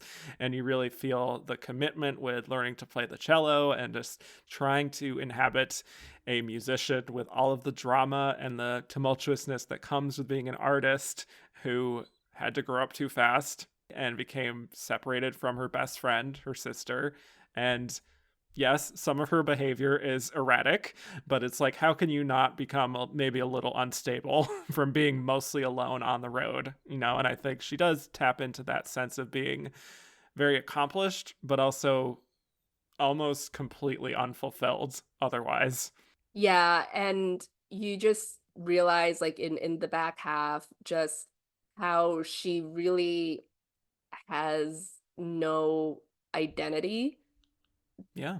that is not tied to music or Hillary, Mm-hmm. right? Yeah. And so she is seeking that, you know, that reconnection with her, and it's yeah, like she lost her way even though she is incredibly successful, but she has no anchor. Like her anchor was has always been Hillary. So it's like it's this like inextricable relationship for her. I think that's where the sympathy comes in, Mm-hmm. and you just kind of see, I mean, like, you know, the first like 20 minutes or so, it's like when they were kids, and you just see how they became these accomplished musicians, and how accomplished they already were when they were kids, you know, and then, Mm-hmm. like their parents, especially their mom, like egging them on too. So it's Right. like she never had that chance to find herself. And it was like when Hillary got married, she was like, oh, like I'll get married too. Yeah. Maybe like, you know, I'll be happy like that. And then like Hillary was also able, like she was less accomplished, but you know, she was like, I'll just give this up and like, you know, start a family, live in the Mm-hmm. countryside, you know. And Yeah. I don't know if Jackie would have been able to give up music, you know. And that may be the difference. Yeah. You know, the whole thing of her kind of responding so coldly when Hillary tells her that, you know, this guy's asked her to marry Hillary. Mhm. Um, I think she just says something like, that's just silly. And that he doesn't actually want to marry Hilary. He just wants to sleep with her. And she like gives her a contraceptive or something. And she even says like she wants to quit playing the cello at a certain point, because we don't, again, this is talking about the first part of the scene, or the first part of the film, where it's from Hilary's perspective. She's just saying, I want to quit the cello, and casually saying Hilary isn't special. Just like the casual cruelty and the way she kind of tosses things off in a way that's like not realizing how this affects Hilary, I think is very well done, because it also feels like a classic sister kind of dynamic, and for as close and maybe as friendly as they are with each other, she knows her more than anyone, and she can be honest with her, right? So I think their sort of dynamic, her and Rachel Griffiths, play off each other. Yeah. I mean, I think they're co-leads. In this. Yes, I I mean, think so. I think Emily has more screen time probably. Yeah, and it's the more loud performance, Yeah, for obviously. sure. But yeah, like they're both very believable turns, and their relationship is very believable. And yeah, like I don't Yeah. think Emily ever goes too over the top with Jackie's erraticness. Like like she's very selfish and like on edge all the time. But Mm-hmm. I think there's just this very innate believable quality about it. And she also learned to play the cello in real life. And Yeah. honestly, like I kind of feel like I love all her cello playing scenes like the most, Yeah. like even more than like her actual acting scenes. At a certain point, you just forget that, like, this isn't a woman who's played the cello before this. Like, you're Yeah. convinced that, yeah, And then there's just something about like the pain and that she conveys, and then like even in like the body yeah, movements too. So I think it's a great performance. But yeah, like you said, like the movie itself is also just kind of forgotten, just like one true yeah. thing, Mm-hmm. so Yeah. And I'm not saying that this is necessarily deserving of Best Picture or anything, but it just does have these two great performances for very different reasons, obviously, doing very different things. The whole scene where, like, I think is great for both of them actually is when Jackie is hanging out and drinking wine with Hilary and her husband, and she's kind of being a ham about it and everything, but then she whispers to Hilary that she wants to sleep with him. And before Hilary can even be like offended or say anything against her, she just becomes defensive, and she's like, what, we always said we share everything, and just this I kind love the of, way she played that, because it was yeah, like asking if she could borrow a t-shirt or something. right. Like, what do you mean, we always This share is normal. everything? Yeah. Just that entitled sort of self-involved personality she really nails, and doesn't make it seem like she's like, above this character. Like, she seems very in it, you know Yeah, I think that you could tell she definitely understands the character, and it's a quote unquote unlikable character, right? But Complicated, yeah, yes. complicated. Yeah, but again, like I think you do really feel for her by the end, and like in her half, like she doesn't make her any less quote unquote unlikable. Yeah, but you Like understand her she just now. like goes Yeah. into like accents randomly, and you're just like, what the hell? Yes. But like you understand, I think, and it's like there's this like narcissism to the character too, but I think you get that too with a lot of artists, right? And Hmm. especially someone of like Jackie's caliber, when she's Right. repeatedly being told since childhood like how great she is and what a genius she is too, and like she should get the Hmm. world, and all she wants is just her sister. Yeah, that's what it comes down to. Yeah. There's one scene before we get that switch that I do want to note, which is when Hillary says, like, she's not going to allow this at first. And Jackie just goes into the woods and just like strips all her clothes off and just has a full on tantrum, which that's something that really reminded me a lot of Breaking the Waves, just in terms of the intensity and the commitment. It's almost shocking, just the kind of like volatility there. But of course, she does ultimately get what she wants. And then it's like, oh, she kind of like becomes lucid again almost after she does The sleep morning with after, her. so Yeah. happy. Yeah, exactly. And saying like, "Oh, that was just what the doctor ordered." Like it's just Yeah. so casually brutal to her sister. Yeah, and I Um, also love like the follow it's a more like Rachel's part when her husband tells her, like you got to learn to say no to her, right? And then that's where yeah. we get the switch, like to Jackie's perspective. Yeah, but even like things like we get the other side of the conversation when we Mhm. get to Jackie's part of Jackie saying that Hillary's not special, when Hillary then tells her like that she would be nothing without her cello, and just the look of hurt on Jackie's face, like she has such expressive eyes, Emily Watson, Mhm. that I think really sells the heartbreak. And she actually is jealous in a way of her sister's life, but Yeah. not in a malicious way, because she tells the man that she's with on the road that she kind of thinks of herself as a trained freak. And at least Hillary got to choose her life, you know? Again, just Yeah. that, I don't know. She just really taps into this very primal emotion, which she did a lot in her first performance as well, but she does Mhm. that. Yeah, there's this little bit of like envy and jealousy from her side too, even though she has all this Yeah. success. It's like it's not fulfilling for her, right? Because she wants to share it with Hillary, and Hillary has moved on with her Yeah. life, has given up music basically. She wants that too, and but it's like she give up the music for that, but then she also doesn't want to share Hillary. So Yeah. it's very complicated, the layers of emotions that she has to convey within Jackie and her desires too. And then, just kind of similar to Meryl, just like towards like, the third act when her condition deteriorates too, it becomes Yeah. a physical performance. So Yeah. that's another, Hmm. you could get like difficulty points too, with voters with that, Hmm. in addition to learning how to play the cello. Right. Yeah. I think when she really is showing those physical symptoms of really shaking, Hmm. that's something that frankly could have felt offensive if it wasn't Right, handled like right. like like I said, like when she's in bed, I'm like that could have Right. been really extreme and extravagant. Yeah. Yeah. Yeah. But I do. I think she gets it just right. And even there are moments of her trying to keep up a little bit of a cheerful spirit, even though, it's not looking good. I think that's really heartbreaking. It was the scene when she is on the phone with her husband and then she hears the Mm. baby in the background. That was so devastating because she was like, I'm Yeah, just hearing things, right? And it was like, no, he like actually had a kid with I know. another woman.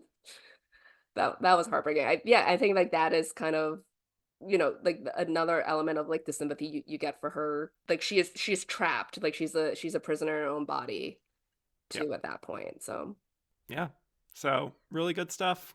Even though it's in the grand scheme of the Oscar race, she was maybe fourth or fifth. It's not a performance that I think is deserving of being considered just like an also ran necessarily. So, yeah, those were the acting nominations were the only nominations for the film. So yes, a real naiad situation, you could say. yes. Although no one was as angry about them back then as they were about Naiads. Okay, let's get to our winner, Gwyneth Paltrow in Shakespeare in Love. So, this is the first and perhaps the only time that I could talk about Gwyneth Paltrow, with her one Oscar nomination being her win. The last instance of that was Marlee Matlin, another actress who won at a young age. But Gwyneth Paltrow has a very interesting background, as many people know. Born in Los Angeles, she is, of course, a Nepo baby, daughter of Bruce Paltrow, the TV producer, and the incredible Blythe Danner. So she was born into the business, surrounded by entertainment. Her godfather is Steven Spielberg, really set up well. And her foray into acting was through her father's TV movie called High in 1989. Her feature debut was Shout, and then she was in Hook, directed by her godfather. And she was in this film noir, Flesh and Bone, in 93, which kind of put her on the map. And she had her true mainstream sort of breakthrough in Seven, co-starring with Brad Pitt and Morgan Freeman. She also starts dating Brad around that time, which perhaps helps her become even more popular. Cowboy fodder. Yes, yes, exactly. She has Emma, which was also pretty big for her in 96, and inevitable that we maybe have to bring Harvey Weinstein into the discussion here, because he really was a big part in using his power, his influence, to make her his kind of star player at Miramax. So Emma was a Miramax film, and then Shakespeare in Love, also Miramax. Plus, she's also in 4 other movies in starring roles in '98: Great Expectations, Sliding Doors, Hush, and A Perfect Murder. So she is having her moment this year. And Shakespeare in Love is huge for her. She gets the best reviews of her career. People saying it was like, this is finally a film worthy of her talents. But as I've said many times, she was not the first person to be offered this part. Kate Winslet was actually offered the role, but she turned it down. A real interesting, like, Gwyneth was in the running for Titanic too. So, in similar conversations, Diane Lane, Robin Wright, Winona Ryder was also in the discussion, but Gwyneth really pursued the role and she got it. So Shakespeare in Love, another period film set in the Elizabethan era. So here we are again. We're in 1593 London, and the film is about William Shakespeare as he writes his new play, a play that will become Romeo and Juliet. So during auditions, he meets Viola de Lesseps, played by Gwyneth, an upper-class woman who dresses up as a man and pretends to be an actor, going by Thomas Kent, because women aren't allowed to perform in plays at this time. So they meet, and he eventually does find out her real identity, and they fall madly in love with each other, and the film goes through their love story and this process of mounting this play and trying to keep up the ruse, but things naturally do go wrong. So let's talk our winner here, Joyce. Gwyneth Paltrow. I know that you have said in the past your preference is Saving Private Ryan this year, but tell me your thoughts on Shakespeare in Love all these years later, your thoughts on Gwyneth and her big Cinderella moment. I love Shakespeare in Love. Yes. I probably see at least parts of the movie every year. Because if it's on Wow. TV, I'm like, yeah, and I have nothing to do. I'm like, I'll watch the rest of this. Yeah. A very charming, winning film. And I think she is great in the film. I think both her win and the film's win are unfairly maligned for a lot of reasons. We'll get into it. Yeah. But I don't think like for her specifically, there's tons of other reasons as well, but it's a very luminous performance, and I think she essentially plays 4 characters in film: Viola, Thomas Kent, and both Romeo and Juliet. So and she handles like the Shakespearean language deftly. And like you said before, she had 4 other films this year, which I think a lot of people forget about too when talking about her win too. Like it was like a banner year for her, even though like some of them were flops, but still. And she was the Miramax poster child. Like there were a lot of factors going into her win, but I don't think, like I said, I don't think she deserves to be on these lists of worst winners of all time. Is she the best in this category? Like your mileage may vary, but I don't think it's a terrible performance by any means. So I think the vitriol over her win has been very extreme, and I think it gets more extreme with every passing year. Yeah. But weirdly. yeah, like, but I think she's radiant in it. Like I've seen comments that like, she's very boring and bland in the role. I'm like, the film and the role might seem like lightweight, but again, she's playing 4 characters essentially. And I don't think like it's like rom-coms are hard. Like I don't think anyone can play a rom-com part well. And it's a very fleet-footed film too, and I think that has to do with her performance a lot. And also like her performance or her character is what you remember most about that film, even though she's not arguably the protagonist. Like the protagonist is Shakespeare, right? She is not the titular role. She's not the titular role. Unless you count In Love. Yeah. But yes, go on. but I do think like you come out of it thinking about her the most. Like she was his muse, and then he's writing 12th Night inspired by her. Right? Yeah. Like the credits are rolling over her walking on the beach too. But Right. But yeah, like I think like the film really works because of her performance and also her chemistry with Joseph Fiennes. Yeah. Yeah. For me, the Shakespeare in Love Defender has logged on. I think this is a great movie. I think the script is so well written, the Hmm. way it connects with the tropes of Shakespeare comedies and giving it that slightly modern sensibility and like references to like the writing process and the whole business of making art and all this stuff. I do think there's just a cleverness there that I really respond to. And I actually think the whole ensemble is fantastic, Hmm. top to bottom, all the way through, people like Imelda Staunton, future Best Actress nominee, as her nurse. It's just a really well acted film, very earnest film that I find to be sweet and Hmm. is, in my opinion, sometimes talked about negatively because of how openly emotional and romantic it is, and totally wears its heart on its sleeve. And yes, because of what it beat in Best Picture. Having said that, I generally do like Gwyneth Paltrow. I think this stage in her career was really, the peak. And she Hmm. did some good stuff after those two, like Royal Tenenbaums, I also love from her. I also think she's great in Seven, with the screen time she has. Also, going to shout out her recurring guest arc on Glee, her Emmy Her winning role. Emmy-winning guest arc. Yes, Holly Holiday, never forget. But anyway, yes, I think she is really well cast here Hmm. in this movie because she's always had this sunny radiance to her that really does lend itself to what is a very earnest and emotional character in Viola. I think she really inhabits this sort of kind hearted quality that is needed to be that classic muse type of character. But there's also this sort of wistfulness there, too, of being like stuck in these circumstances of, yes, having money, but feeling sort of trapped and feeling like her life has been laid out for her. That she's going to marry this awful rich man, Lord Wessex, Colin Firth, and she's never going to be able to participate in what she wants to do, which is to act on the stage. And that's also kind of represented of her being able to chart her own path and have this agency in her life, even if she has to be, a little deceptive maybe to do so. Yeah, she wants more. She has aspirations. You Yes. know, she doesn't want to be boxed in, and like the love story comes second to her. Like that is the surprising part for Yeah. her. Mm-hmm. And again, this is another bittersweet ending. Like they don't end up together. I know. It was just a fling. He wrote Romeo and Juliet. She marries Lord Wexus. They're going to Virginia. It's over. Mm-hmm. So Yeah, again, I it's know. just like you cross paths with these people in your lives and they make a huge impact on you.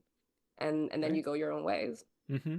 Yeah, it's really, really good stuff. I think it's a little bit as a performance, somewhat like we talked about with Helen Hunt last week, where I think Gwyneth has this ease on camera that just endears the audience to her. Hmm. And that is not always easy to do. She could have played this as a kind of neurotic character or overemphasizing her emotions, but she just feels very, very comfortable in this role. And even when she's reciting Shakespeare, it's Yeah. like she's been speaking these words that are like given meaning to the feelings that she's had in her life. Like she really is invested in what she is saying. That's actually my favorite part of her performance. I don't think this is like a masterclass necessarily.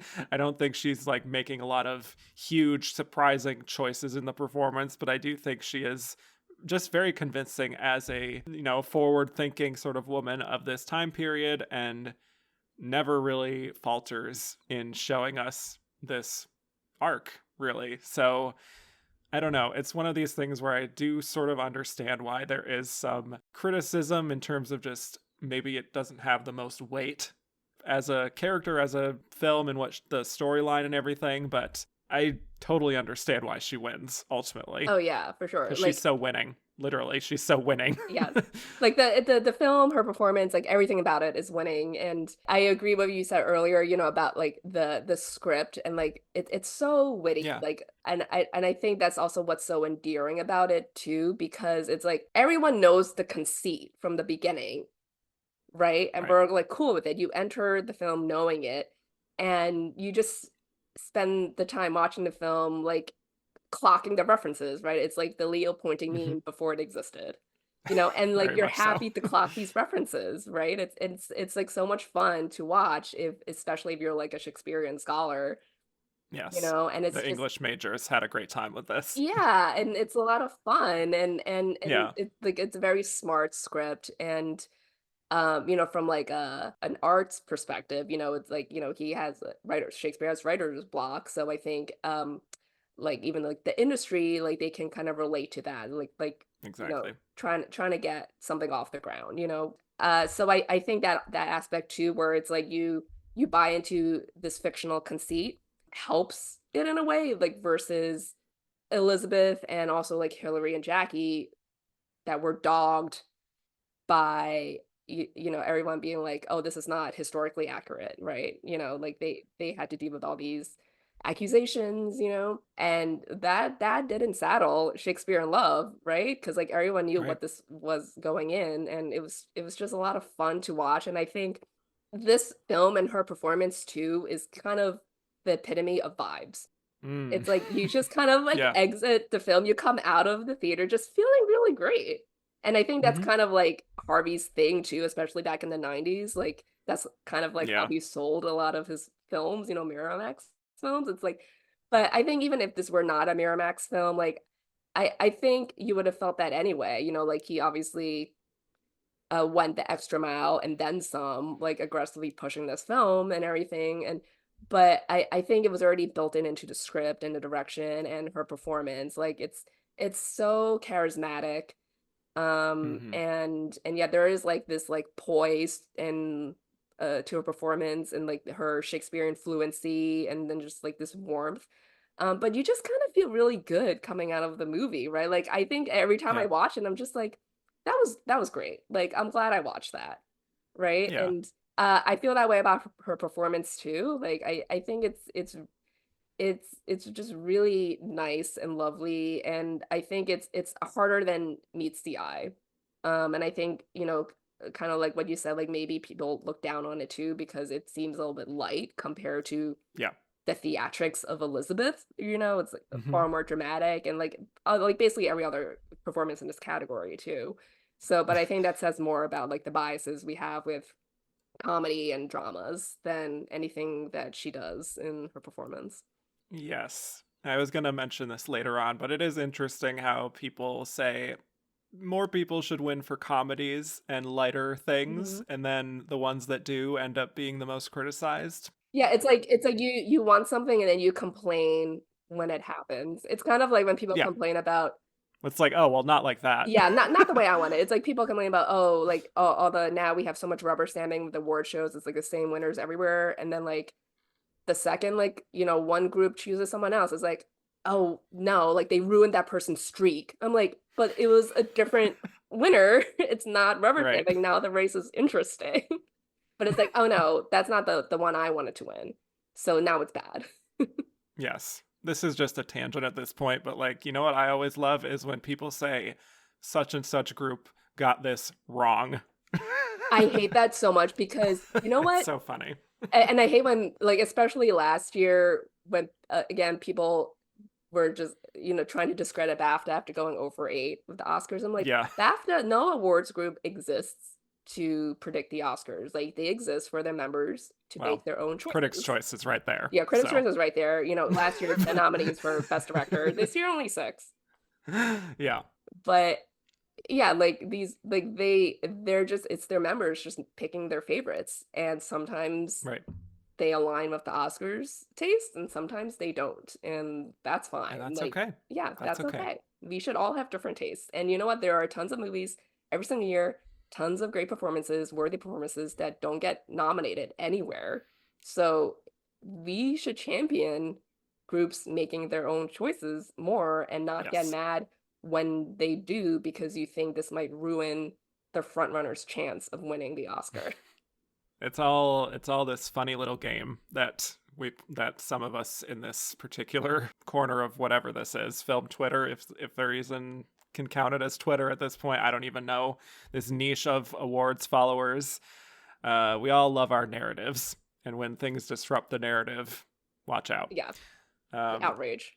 yes, very funny. But anyway, she is she has so many great scenes of that effortlessness that we've been talking about.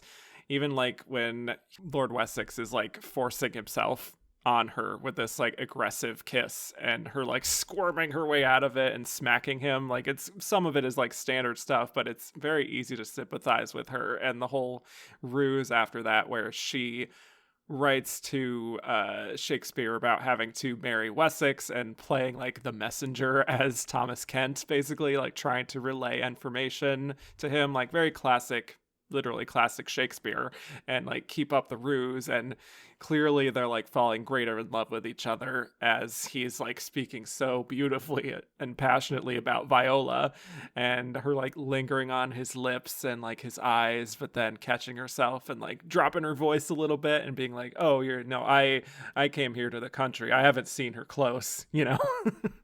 Yeah, I love like everything before he realizes that Yes. she's Viola. Yeah, like that is, it's just like great comedy too. Yeah. But again, it's like something, it's like asking her to do a lot there, right?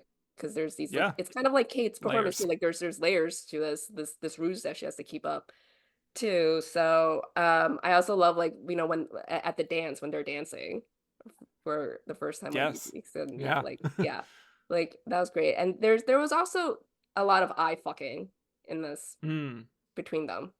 We love to see it. We love eye fucking. And we know exactly what's going on in their minds in those moments. Yes. I think it's, yeah, well, maybe to that point, I think she has great chemistry with Joseph Fiennes. I think you totally believe it from both sides that they would be into each other, and that it goes beyond just like a lust thing. It's like they truly do feel like they're on the same wavelength. Mm-hmm. Like there's even a point where after they've had this incredible night of sex or whatever, where he kind of suggests something about not really being in a hurry to like do rewrites or something. I know, and she's like, no, you gotta. Like, you would leave us players without a scene to read today?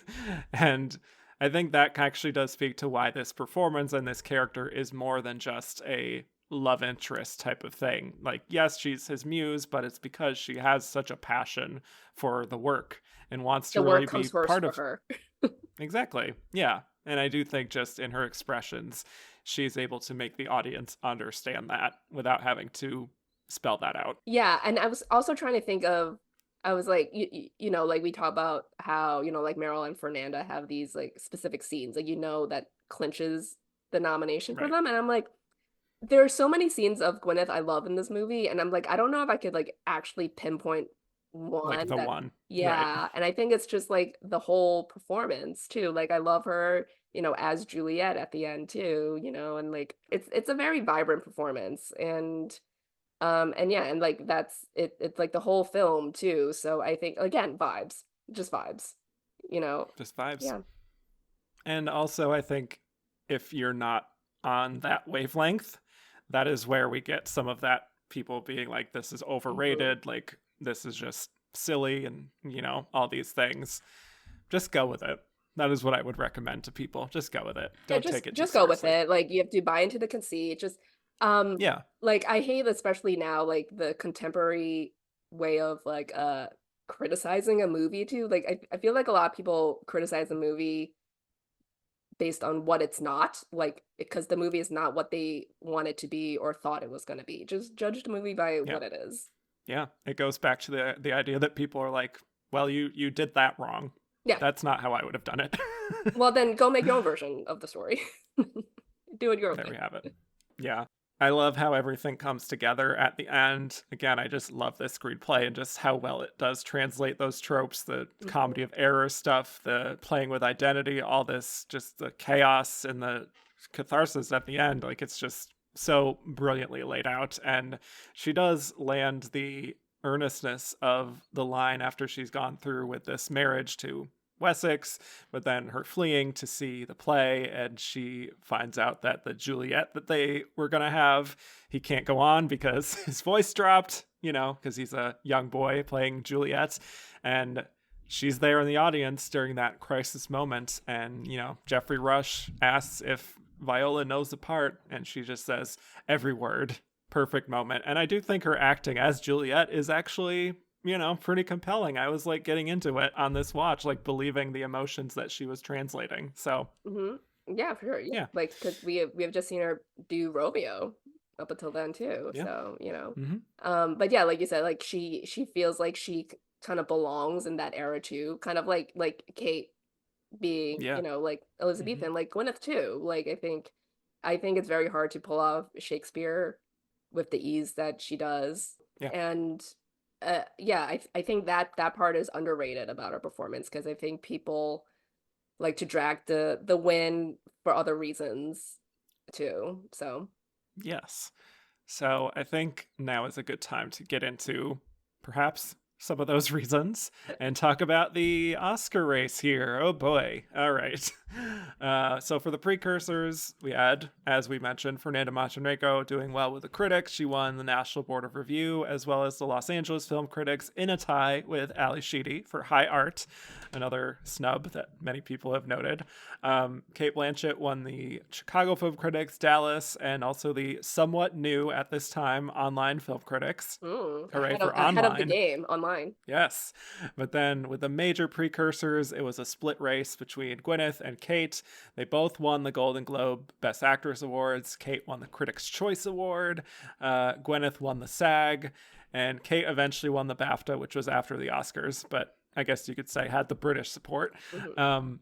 So in other words, it was more or less the original Cate Blanchett versus Michelle Yeoh matchup from last year, right down to the fact that Michelle won as part of the Best Picture winner, and Kate was, the winner at Critics' Choice and Golden Globe and BAFTA. It's just an interesting parallel. Many people have noted it, but you know, And um, also Everything Everywhere one actress and supporting actress, just like Shakespeare in Love. yeah. That was the And I last think one. they both won 7 Oscars, so Yes. it's wild amount of parallels there. But yes, the coverage mostly had it as Gwyneth as the likely winner, but Kate was still seen as like, Kate could still win. There was also some who were like, well, critics loved Fernanda Montenegro, so maybe she could pull some support.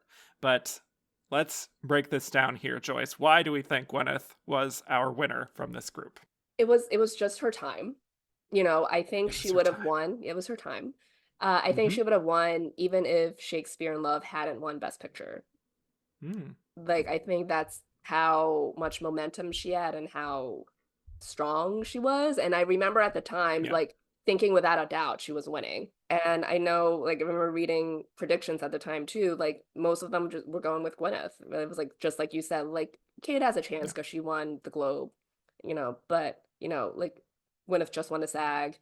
Shakespeare in Love could upset in Best Picture.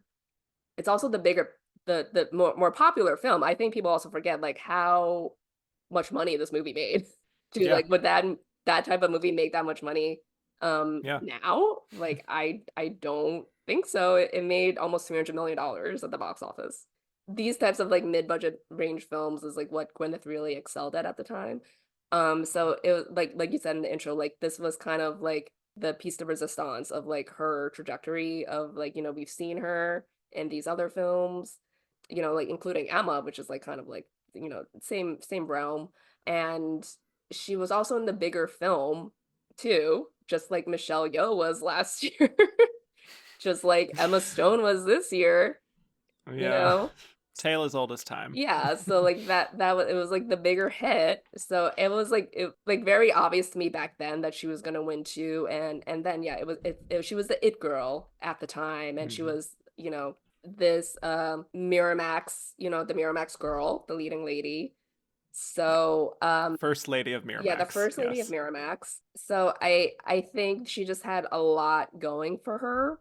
And with Kate, I feel like you don't really see a lot of breakout performances win Best Actress. Yeah. It's So like a welcome to the club kind of thing. yeah, Yeah. so it was just like congratulations on this performance. Here's her nomination. Right. Um yeah, so I was not surprised by this win. Hmm. But were you surprised by the picture win? By the Slightly picture related. win, I don't know if I was surprised either. I wanted Saving Private Ryan to win, and Yeah. I think like for like a fleeting second, I was annoyed it didn't win, but I also love Shakespeare in Love, so I'm also like I'm fine with it winning too. Yeah. I think, because of like the Harvey of it all, like I Hmm. like both of the wins, the picture win and Gwyneth's win, is just sadly colored by it, and like Yeah. their legacy is tainted by it. You know, people just ridicule it because of that. But like I think they're good winners. Like they're definitely not the worst winners of all time. They're certain Yeah. like definitely not egregious, like a lot of recent winners too, or not a lot, but some Yeah. recent winners. So Mm. yeah, like I totally saw the win coming back then.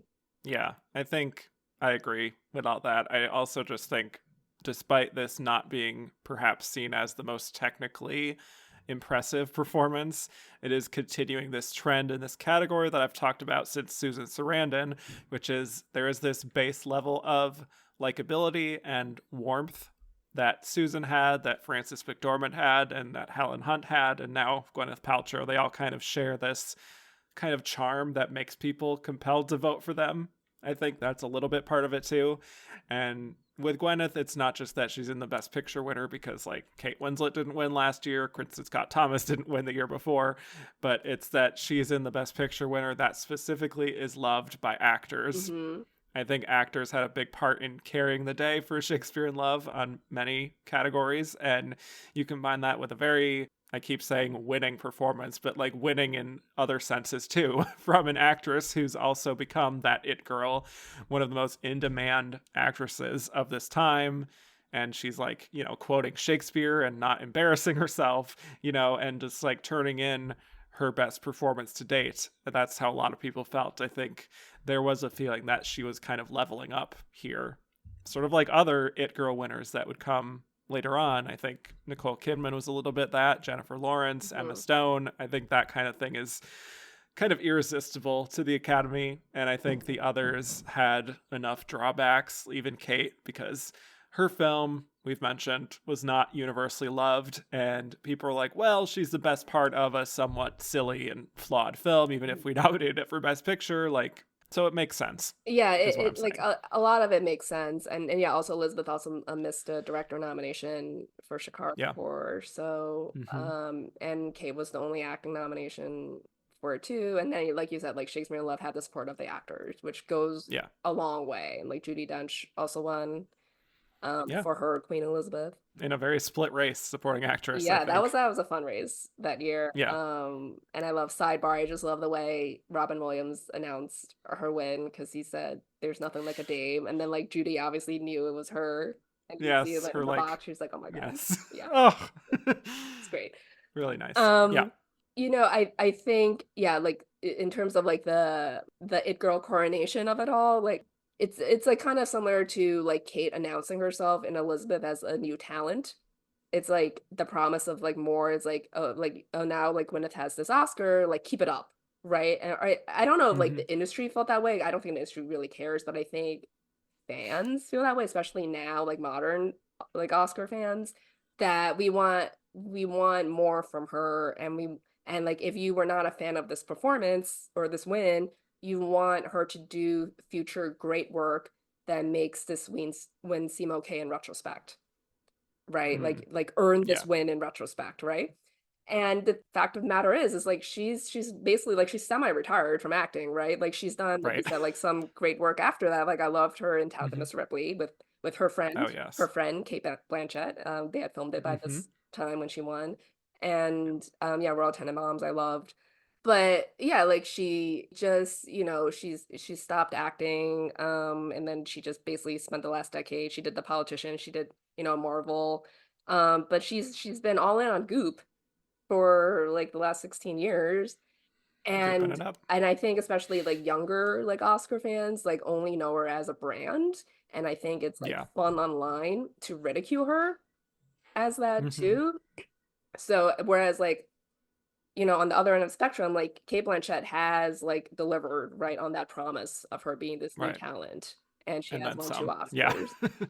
Yeah. Whereas like you said, Gwyneth hasn't been nominated since, right? Yeah. So I think there's this she has this like quote like bad reputation basically like as like this was like you know, she's no longer an actress, so this win is like a waste, right? It could have gone to someone more quote deserving, you know? Yes. And And I think one thing I love about Gwyneth, just as like a personality too, is like she has no pretense, right? It's like Yeah. she knows she is privileged, Oh, right? yes. And Mm-hmm. like Goop is a very high-end brand, right? Um, Mm-hmm. and she is aware of that, and I like that about her. And she's actually very charming and engaging if you actually read and watch interviews with her. Like her Hot Yeah. Ones is really fun, and she's very savvy, and she makes no qualms about that. And I think some people don't like that about her, or like I think like she doesn't like try to play up like she's not cosplaying as a relatable celebrity, like relatable like everyday No, celebrity, you know? which And I I love. yeah, Yeah. and I think so, Everyone else is. yeah, And I'm and just like, be a yeah, celebrity. just be a celebrity. She knows what she It's is okay. and she is Yeah. confident in it. And I really Mm-hmm. like that about her. And I think a lot of people don't like that about her. Um, Correct. so I think that is also where, the bias against her win comes from too. It's like, she's no longer acting, and then she just like leans into her rich person lady persona. And then there's just like all this other, the conscious uncoupling stuff. It's like fun to like laugh about her like Yeah. online, and whereas like Cate has become this like serious actress, right? Thespian. This Yes. thespian. So Yes. I think that's a lot of where the vitriol comes from with Gwyneth's win. Yes, I think so too. And as mentioned, the Harvey factor Hmm. that is was a big part of pushing the film to the win, but also her as well in terms of just making her the true first lady kind of thing of the future. You know, it's like also she was compared to people like Audrey Hepburn and Grace Yeah. Kelly, seen as like she is the new star of tomorrow in a way, of today and tomorrow. So yeah, and her speech is very gushing. Hmm. She's talked Fury. about feeling a little bit like embarrassed in a way by just how much emotion she poured into this. I did actually watch the Oscar ceremony before this on YouTube, which was certainly full of big moments. Not only the Best Picture win and her win, but Roberto Benigni, that whole thing, the Elia Kazan Rough. controversy, Whoopi and her costume changes. Like it was a big year, a lot of big moments that people remember. But one thing I did actually notice, whenever they cut to Gwyneth in the audience, she just seems so overwhelmed to be there in that moment. I think this was just like a really intense experience. And Lord knows what she had to deal with behind the scenes with Harvey that may have colored the experience for her, and all the pressure of being this young actress in the public eye, now getting this first Oscar nomination and win.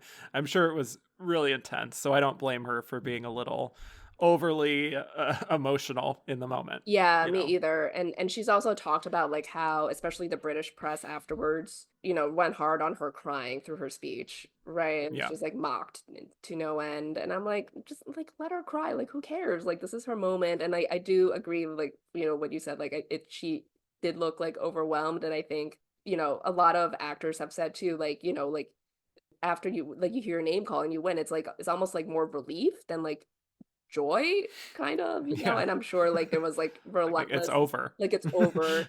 I did Yeah. it. Harvey won't be on my case anymore. Yeah, It's exactly. yeah, and I think she, like it was a lovely speech. Like she was, she's very gracious, and she spent a long time talking about her family. Like, the Paltrows are very close, and no one knew at the time that Bruce had cancer, which is what she was referring to when she said, like, you surmounted insurmountable odds this year that no one Hmm. knows about. Yeah. Yeah, it's a very emotional speech. And I'm like, I just never understood. It's like the misogyny. It's just like mocking her Yeah. for showing emotion and God forbid. crying. Yeah, God Yeah. forbid. And I think that that's also like, ties into, all the flack she gets over her win. And yeah, so it's like she hasn't been nominated again, to like prove her worth to like these people who don't like her win. Like so I think Sandra Bullock's win is worse than this, like Mm. by far, Yeah. Fair for The take. Blind Side. Yeah. Yeah. And she knew she didn't deserve to win that at the time too. Like she literally Yeah. says it in her speech. She's like, "Did I really earn this, or did I just wear you all down?" Or did I wear you all down? Yeah. Like she knew it, and it wasn't a popular win at the time from like Oscar fans, right? Hmm. But Yeah. then she proved herself with Gravity. So like once she got the Gravity nomination, even like ironically It was losing like, to oh, Kate, you're okay. yeah, It's like, oh yeah, you prove yourself. Like, so like we're okay Yeah. with that win now because you should have won for this and you proved yourself with this. Yeah. And Gwyneth never had that. Well, I think she had that with Glee, but that's just me. Um, anyway, let's get to some Twitter questions and we can explore even more from more angles because people have some things to say and they're not I'm sure they always do. pretty. Yes. Let's start with Greg Cramine, who said, "How is it that Gwyneth Paltrow has an Oscar and Glenn doesn't? What kind of nightmare world are we living in?" I mean, do you want to take this one? Excuse me. While Well, I croak, first of all, just just the sentiment of that. You are preaching to the choir, Greg, so I appreciate it. I agree just in general, but look, I think some people consider the Oscar to be just like this full embrace of someone's career to a certain extent, and we just kind of have to remember that this is like a year by year thing, Mhm. and maybe the best actors in the world are not going to win an Oscar just because of the way the cookie crumbles, the way the lineup is, the way, someone was eligible one year and not the other, and that's why they won. There's so many different factors. In general, yes, I do think Glenn Close is a better actress than Gwyneth Paltrow and maybe should have an Oscar over her if we're pitting women against each other here. But I think people do get sort of caught up in the whole like lifetime achievement part of like deserving an Oscar. Yeah, for sure. Like, someone of Gwen. I just combined Glenn Gwyneth and Close. Glenn. So, like, someone like Glenn, she, of like her stature, she is deserving of an Oscar. And I think if you talk to like a normie, again, like they might assume like someone like her has an Oscar already, but she Yeah, doesn't. So, but yeah, like you said, it's a year by year and also case by case basis. right. There are a lot of factors that go into an Oscar win. I think people like to delude themselves and think it's just about merit, and it's not. Like, I don't even know if that's half of it. Like, Right. I mean, like this year, Best Actor went to Roberto Benigni. Just turn on the charm offensive that whole time. So, Yeah. like Glenn just has had some bad luck, I think. And it's Yeah. different levels of competition too every year. Hmm. It's like it's so hard to compare acting, and like it's fun to talk about, but like this is why I don't like take it too seriously. Like when, Yeah. something I like wins or loses, it's like it's just someone's opinion, Hmm. and like also their opinion at that time Right. too. Like, Very contextual. Yeah, yeah, and I like, agree. like I think THR a couple years ago, or was it EW? I don't know, one of them, they re-polled Oscar voters about the Best Picture race this year, and it's like, oh, would you have voted for Shakespeare in Love or Saving Private Ryan? And a lot of them said Saving Private Ryan, and like the Yeah. same thing with Brokeback Mountain and Crash, Right. So, and it's also like the membership changes too, Yeah. year to year, so you don't know like what people's tastes are, and I hope Glenn wins one day. I don't know if she will. I hope she does, but I like if she gets another nomination, I'm not gonna hang my hat on it and be like she's definitely winning this time because it's her ninth nomination. Yeah. I think she's gonna need a strong Don't worry. film. I'll do that. Yeah, I'll you'll do do that for that. the two of You'll us. you'll lead the Thank you. charge. Like I don't Yes. she can't be a lone nominee again, you know. I know. I know. We shall see. Preet said, "Is Gwyneth the worst actress to ever win the Oscar?" No. No, absolutely not. Not even close. um, Yeah, she is absolutely not the worst Best Actress winner by far. I mean, I just name checked Sandra Bullock. I don't even know, like, I mean, yes. I've never really deeply thought about this, but I do personally think like that was worse than this. Like, I would put Gwyneth's win in the top half of Hmm. like best wins. And yeah, like again, I think there's just a lot of other external factors that Yeah. are skewing people's perception of this win. And again, like I don't think like everyone needs to love this performance. It's totally fine if you don't love this performance, but it's Right. definitely not hot trash like the way people talk about it is. Yep. Speaking to that, Richard Thompson said, the criticism Gwyneth has received for this win has been an Oscar discourse constant. I personally think Gwyneth is good, but just isn't the best in her category, so why has the vitriol endured? Do you think she cops more stick than she should? We've kind of been talking about this for quite a while. Yeah, I just think she is criticized more because it's Shakespeare in Love, because she was seen as this pretty young actress beating this future thespian, because of Harvey Weinstein, because of Goop. Like, it's so many outside factors that don't actually have to do with her, that it's, well, I mean, they do, but just like not directly about the performance, that yes, she gets more guff than she deserves. Yeah, for sure. And I do wonder what the discourse would be like if she ever receives a second nomination. Oh boy. Well, let's work on booking her a role first. Because I don't know if she's even interested in she that. said like only Robert Downey Jr. can convince her to act again. So yeah. What is Robert Downey Jr. going to do with his clout after his Oscar? Well, he's going to focus on winning an Emmy next. Okay, well, fair. Yeah, to just be just like Gwyneth. So, you know, halfway to an EGOT. Yes. E said, is Gwyneth's win mainly derided due to him, meaning Harvey Weinstein? Him. This is a movie star performance. Right, exactly. This is a movie star performance with great acting, but outside of Grace Kelly, I can't think of another win with so many detractors. Yeah, again, we're reiterating what we've already said. And it's an interesting comparison to Grace Kelly, in the sense that who she beat was a big part of why she's criticized. Yeah. But anyway. And who also had a big year. Yeah, exactly. Yeah. Right. And like the Harvey Law didn't really start in full force until the expose 7 years ago. I mean, her win was roasted, you know, before that, but it became more extreme after his downfall.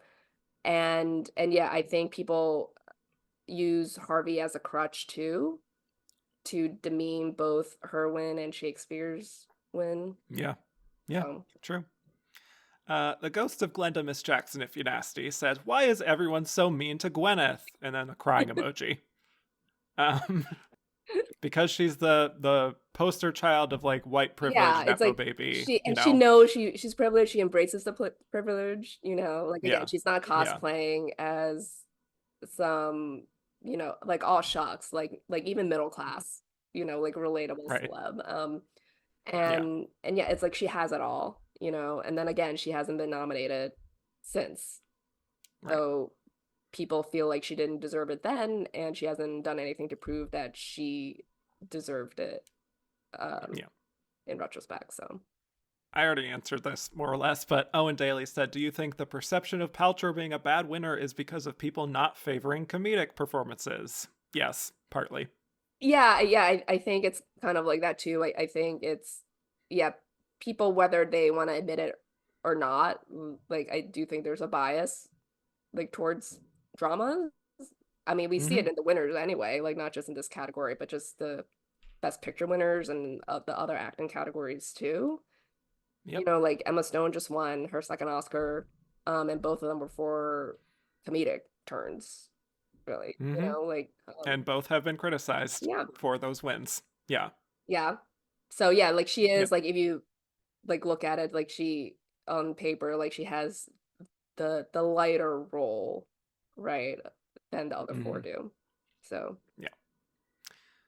Joey Gentili and Ben Roberts both want us to talk about the urban legend that Paltrow saw the script for Shakespeare in Love at Winona Ryder's house and stole her part. And would Winona Ryder have been a good fit, and would she have been nominated or win? I think what happened was that it was originally in development in like 1990 with Daniel Day-Lewis and Julia Roberts, and that fell through, right? And then it was going to be Winona and Kenneth Branagh, but then that also fell through. And then Miramax kind of revived it with Gwyneth. Like, I can't speak to whether Gwyneth was doing some shady business behind the scenes with the Winona's script or whatever, but I think that's what happened. I think it's fun lore Yeah. to buy into, especially if you don't like Gwyneth. It's like she was so conniving. She stole the Yes. script from Winona Ryder. Mastermind. Yeah, and Yes. now they're no longer friends, and this could have been Winona's Hmm. Oscar-winning role, you Yeah. know. I mean, there's probably like some level of truth to it. Like maybe she saw it and then she like asked her agent about it or something. It's like, Yeah. tell me more, Right. you know? But Yep. I mean, like, who cares? I don't know. I also don't think That's like actors valid. are as like bitter about like losing certain roles to people than Yeah. fans are. Like I think like that's just like part of being an actor. Like you're not gonna get every role and you might come close, but you just kind of learn to deal with Yeah. losing roles. Like the role kind of ends up with the person who's supposed to play it, which sounds so like cliche, you know, but it's like you can't get every Yeah. role, you know? MJ says Shakespeare in Love's wiki entry lists Kate Winslet, Diane Lane, Winona Ryder, and Robin Wright as in consideration for Viola. Rank them in order of A, who you would most like to have seen in the part, and B, in order of who you think most would have been in Oscar contention had they played the role. Hmm. What I came up with is pretty much the same ranking for both, which is I think Kate number one easily, Yes. Kate Winslet. I think maybe Diane Lane second as like a breakthrough sort of thing could have been interesting. Winona, for some reason, even though she was in contention for it, I don't know if she's the right fit for me for it personally, but I could certainly see it. Like I could see the path from Little Women to Mm. this in a way. And then Robin Wright, I would put last. I would probably say the same, like for sure, Kate Winslet, 100%. Yeah, yeah, And I think like Diane Lane would have been interesting, you know, yeah. because I don't know if it like she's someone you initially think of for a role like this. Right, You know, like I exactly. think you would think of Winona first, especially at that time. Yeah. I feel like Winona being in it would kind of feel like Ben Affleck in this movie, who I love in this movie, but that's like sort of like a little too Yes. modern for it in a Right. way. Yes. Yeah. And I can't really see Robin Wright in it, No, honestly. I I don't can't know. either. I don't know. No. I mean that Yeah. that could just be like a me thing and like I'm wrong because I think like one of the pitfalls of like dream casting too is like we only think of actors in like context of their previous roles too. So I don't know. Right. Patrick Ross said, "Is Gwyneth's win as a result of her not getting in for Emma previously? I don't think so. And or one of the greatest examples of nepotism in Hollywood. Nepotism doesn't get you an Oscar. I'll say that. No. Not directly, anyway. It certainly gave her a big boost. I'm not going to deny that, and she's not going to deny that. And I'm certainly she had some friends, connections, all that certainly probably helped. But she has to put in the performance too. I don't know. It's not just Yeah, that. you need to put in the performance. I think, for, I know I just said like it's not all about merit. Like I do believe it's not all about merit, but like she does have the performance and people like the movie, right? It was a massive hit. So she already had that going for her. And I don't think the nepotism was really a factor here at all. Because she was already like pretty established, as like, this up and coming actress. Yeah. Like maybe Mm-hmm. if you could say that maybe if this were her first film, Right. but it was like she was building towards this nomination. Anyway, she had 5 movies this year. Cyan Kelly said, "If you had to choose another role of Gwyneth's to be Oscar nominated, what would you choose?" I would probably do Royal Tenenbaums. Me too. Yeah. Yep. Hmm. That would have been a good afterglow follow-up kind of Yeah, and then nomination. maybe Just people saying. will leave her a little bit more alone. I love that the theme of this episode has been like leave Yeah. Gwyneth alone. um Or poor Gwyneth Paltrow. yes. Well, can't we just think of Gwyneth Paltrow? David Pusak. Gwyneth Paltrow is the 13th best actress to win on her first nomination in this category and not be nominated after. Why do you think it hasn't happened for her since? I think because some of her more traditionally like Beatty roles, like Sylvia or even Proof, didn't really hit, Hmm. and she also did a lot of films for money. She's publicly said that she she made films for money and she didn't make maybe some great choices after her win. Yeah, and then She also lost momentum. How about that? yes. And then she also just chose to stop acting for the most part too, right? Right. Like Robert Downey Right. Jr. had to convince her to do Iron Man. Like he said to her, "Don't you want to be in movies that people want to see?" You know, and Yeah. then she doesn't even remember what Marvel Exactly. movie she's in, so she had no idea she's in Spider-Man. Does she even remember Avengers Endgame? Probably not, you Right. know. Exactly. Rob Montoya, Julia Roberts was originally cast in Shakespeare. Roberts wanted Daniel Day-Lewis for the lead. Lewis declined, and Robert eventually dropped out. How do you think this version would have been received at the Oscars? I think it would have been pretty cool to see, Julia Roberts in the 1990 era with Daniel Day-Lewis in their prime, kind of like doing their thing. I don't know about Julia Roberts doing a British accent, but There was this whole like Ed Zwick, I think, talked about this last year about Mhm. like how it fell apart with Julia because like she was dead set on DDL. Yeah. But he was committed to In the Name of the Father, and then they like flew her over to England to do like screen tests, and she just like with other actors, and she just didn't show up one day to do them. Yeah. Yeah, so the 90s probably, just anecdotally, probably not the best time for Julia Roberts.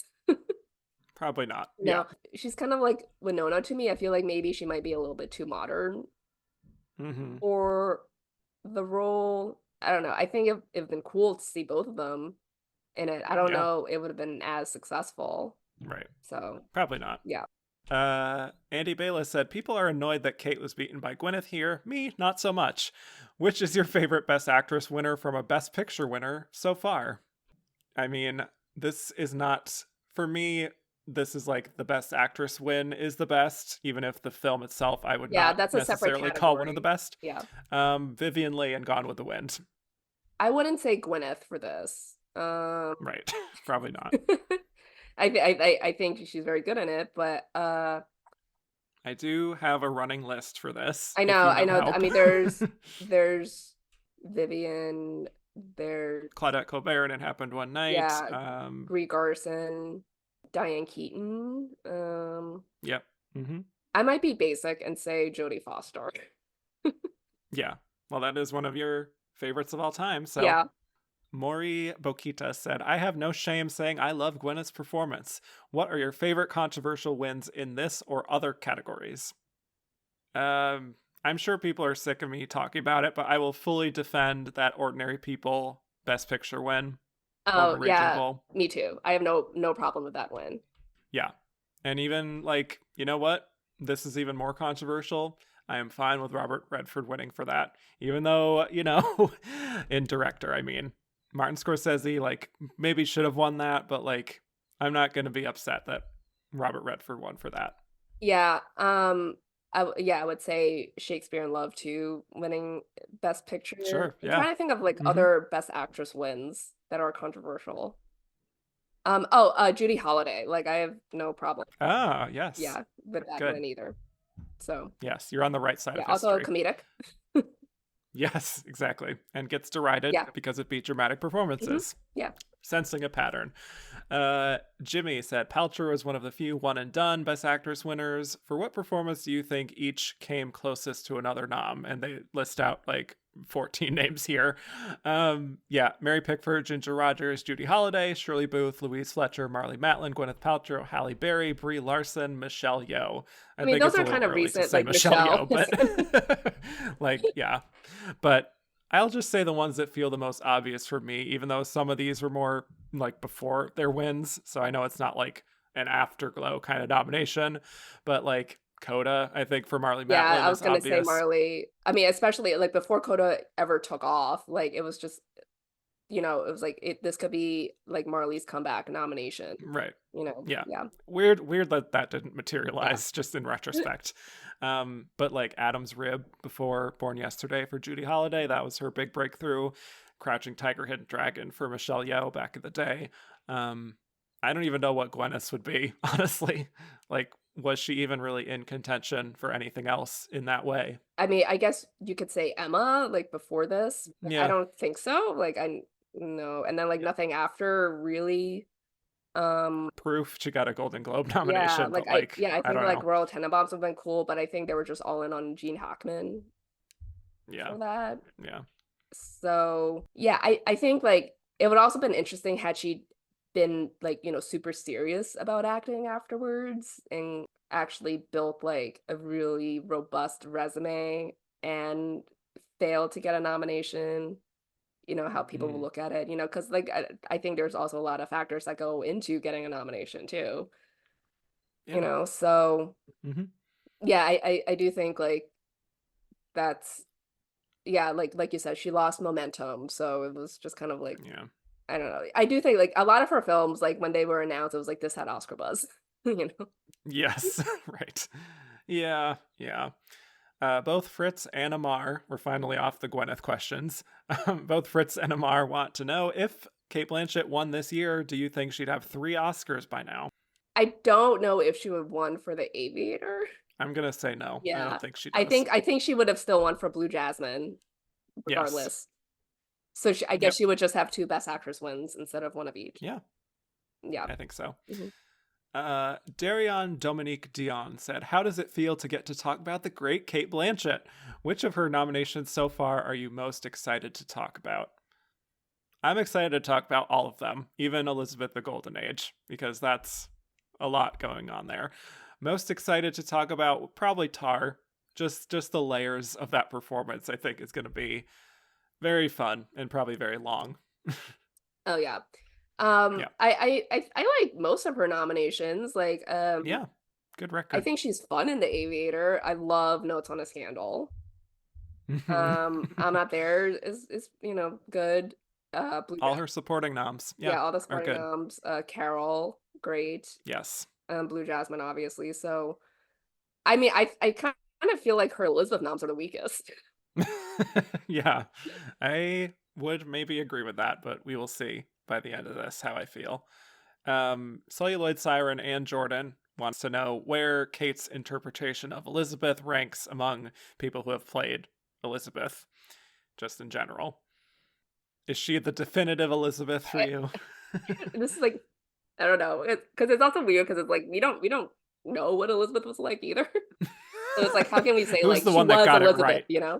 Yeah. Um, there's no like news footage of her from back then. Yes. I mean, I love Judy in Shakespeare in Love. Yeah. A different Elizabeth or a different stage of Elizabeth. Right. So I don't know if Very I would say strange Kate is the looking definitive back that that Elizabeth. happened in the same year. Yeah. Yeah. I like Glenda Jackson as Elizabeth and Mary Queen of Scots. Hmm. I have not seen Helen Mirren playing Elizabeth, but I hear she's good. Margot Robbie, I think, is solid, but not really She was comparable fine. to Yeah. others. Yeah. But pretty high for Kate. I do associate her with that a little bit. Yeah. So Dark Shaka has quite a statement here.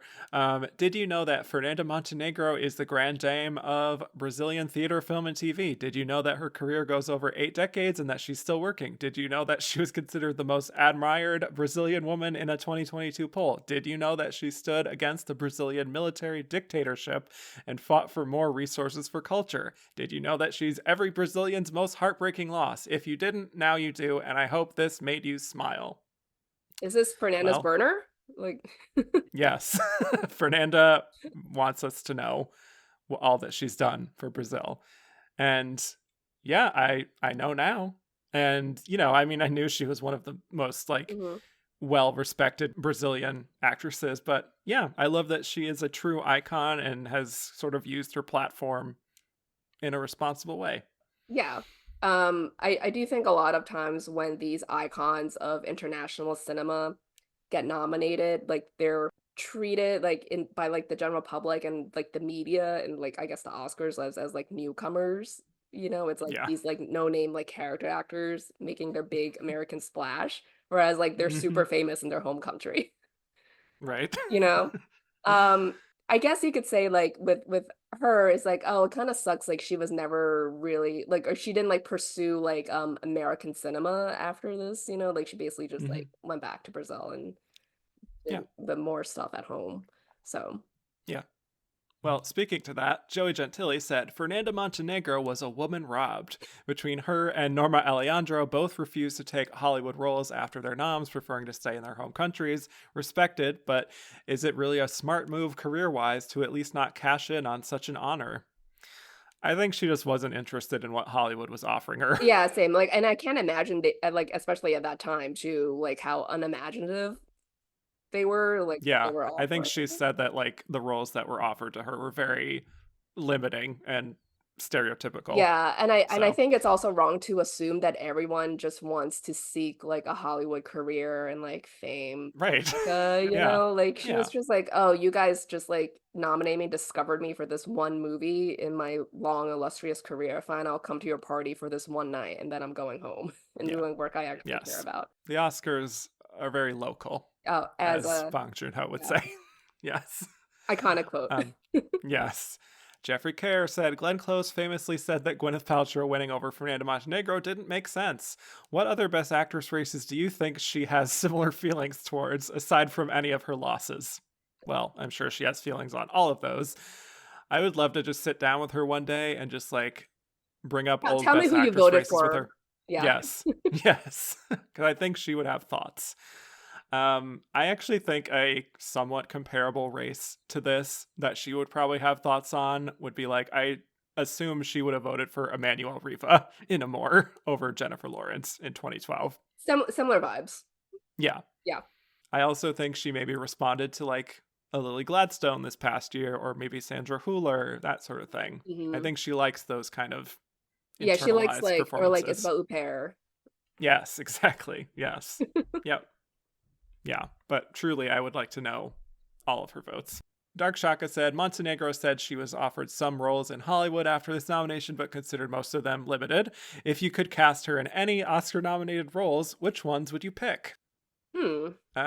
Sort of limited, I guess, because of like language and country Yeah. stuff, but I guess putting all that aside, you know what? I think she would actually be good in Amour, honestly. Just like the expressiveness there. Or maybe like a Vera Drake kind of role too. Yeah, I think she'd be like good in like Notes on a Scandal too. Oh my god. Lady's role. I would love that. Oh my god. Yeah. What What if what about if she like were Philomena? That would wow. be nice. I love it. I would love to see it. Requiem for a Dream. Oh my God. Just a thought. Fritz said, would Fernanda have had a better shot if Life is Beautiful had not taken all the attention as the foreign language movie of the year?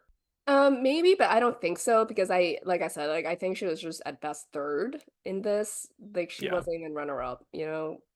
Hmm. I don't So think it would have made a difference, yeah, I don't think it would honestly. have mattered. So Christoph said, Fernanda Montenegro is sometimes called the Meryl Streep of Brazil. Which of Streep's Oscar nominated performances would you be interested to see Montenegro in? Yes. Doubt. oh, I was gonna say that. I was just like, Yeah. imagine her saying I have such doubts. How about August Osage County? Totally hamming it up. Yeah. Yeah. Let's see. Dark Shaka said, if Central Station had an English language remake, who would play Dora? And could the actors make it to the Oscars? P.S. I think it would be quite amazing if Glenn Close was cast. Oh my God. Uh, everyone's just, they know. The listeners know. Yeah, I'm going to say that. Glenn Close. That's her Oscar vehicle. Remake of Central Station. Who will play the kid? An unknown, a discovery. Has been unknown. Yeah, And then they'll fraud him in supporting. of course. Yeah. Yeah, He's a kid. Jacob Tremblay. Yeah. Yeah. Yeah, I can see Glenn doing it. I wouldn't say Meryl. No. Um not to like swap their roles since I just said Notes on a Scandal, but like I think Judy That would be fun. would be Yeah. fun. Yeah. So Her we and saw her her and in Jude like Hill. yeah, like we already saw her in the grandma mode in Right. Belfast. Right. Yeah. Bo Cebulski said, a theme in Best Actress the Academy seems to latch onto poor performances where the lead female becomes a surrogate mom to a wayward child and they go on an odyssey. Parentheses, Travels with My Aunt, Gloria, Aliens, Central Station, Transamerica, etc. But they never win. Address the curse. An interesting recurring theme. I don't know if there's a concrete reason why that they never win, but Yeah. interesting observation. Yeah, Yeah. it's a trend, but I don't think it's like a demerit and Yeah. the reason why they haven't won. Adam said, is Meryl in One True Thing supporting? If she was, do you think she would take down Judy? I don't think she would have won, even if she were nominated in supporting. I think, I agree. yeah, she is supporting. I'm fine with her being nominated in lead, but I don't think she would have won. I think people would have complained either way. If she's in supporting, it's like, what is Meryl doing in supporting? You know how people are. I think Yeah. she is supporting Renee's story. I think Yeah. she is prominent enough where I think this is not one of those egregious things. And we've talked about this before. Smaller performances in lead is not the same thing as bigger No, performances in that's like supporting. category fraud is only going like lead to supporting. Like if you're doing the Exactly. harder route of supporting to lead, that's not category That's fraud. You're not making fraud. things more difficult for yourself. Exactly. Yes. Luke Val wants to know who Meryl would replace if she were in supporting. Yeah, I think Uh, like Judi Dench, Kathy Bates, and Lynn Redgrave were kind of like the top tier, yeah, it's probably. like Brenda Brenda Blethyn. Blethyn or Rachel Griffiths, who was kind of unknown. So maybe Yeah. Rachel. Yeah, maybe. But I don't know, like Hilary and Jackie, I can see people just, being like, I have to nominate both of them, Yeah. actors, Yeah.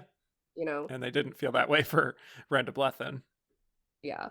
with Little Voice, with Hmm. Jane Horrocks. So Hmm. Levi said, where does One True Thing rank for you among Meryl's 90s nominations? Well, Music of the Heart is next week, so I won't be able to say until I rewatch that.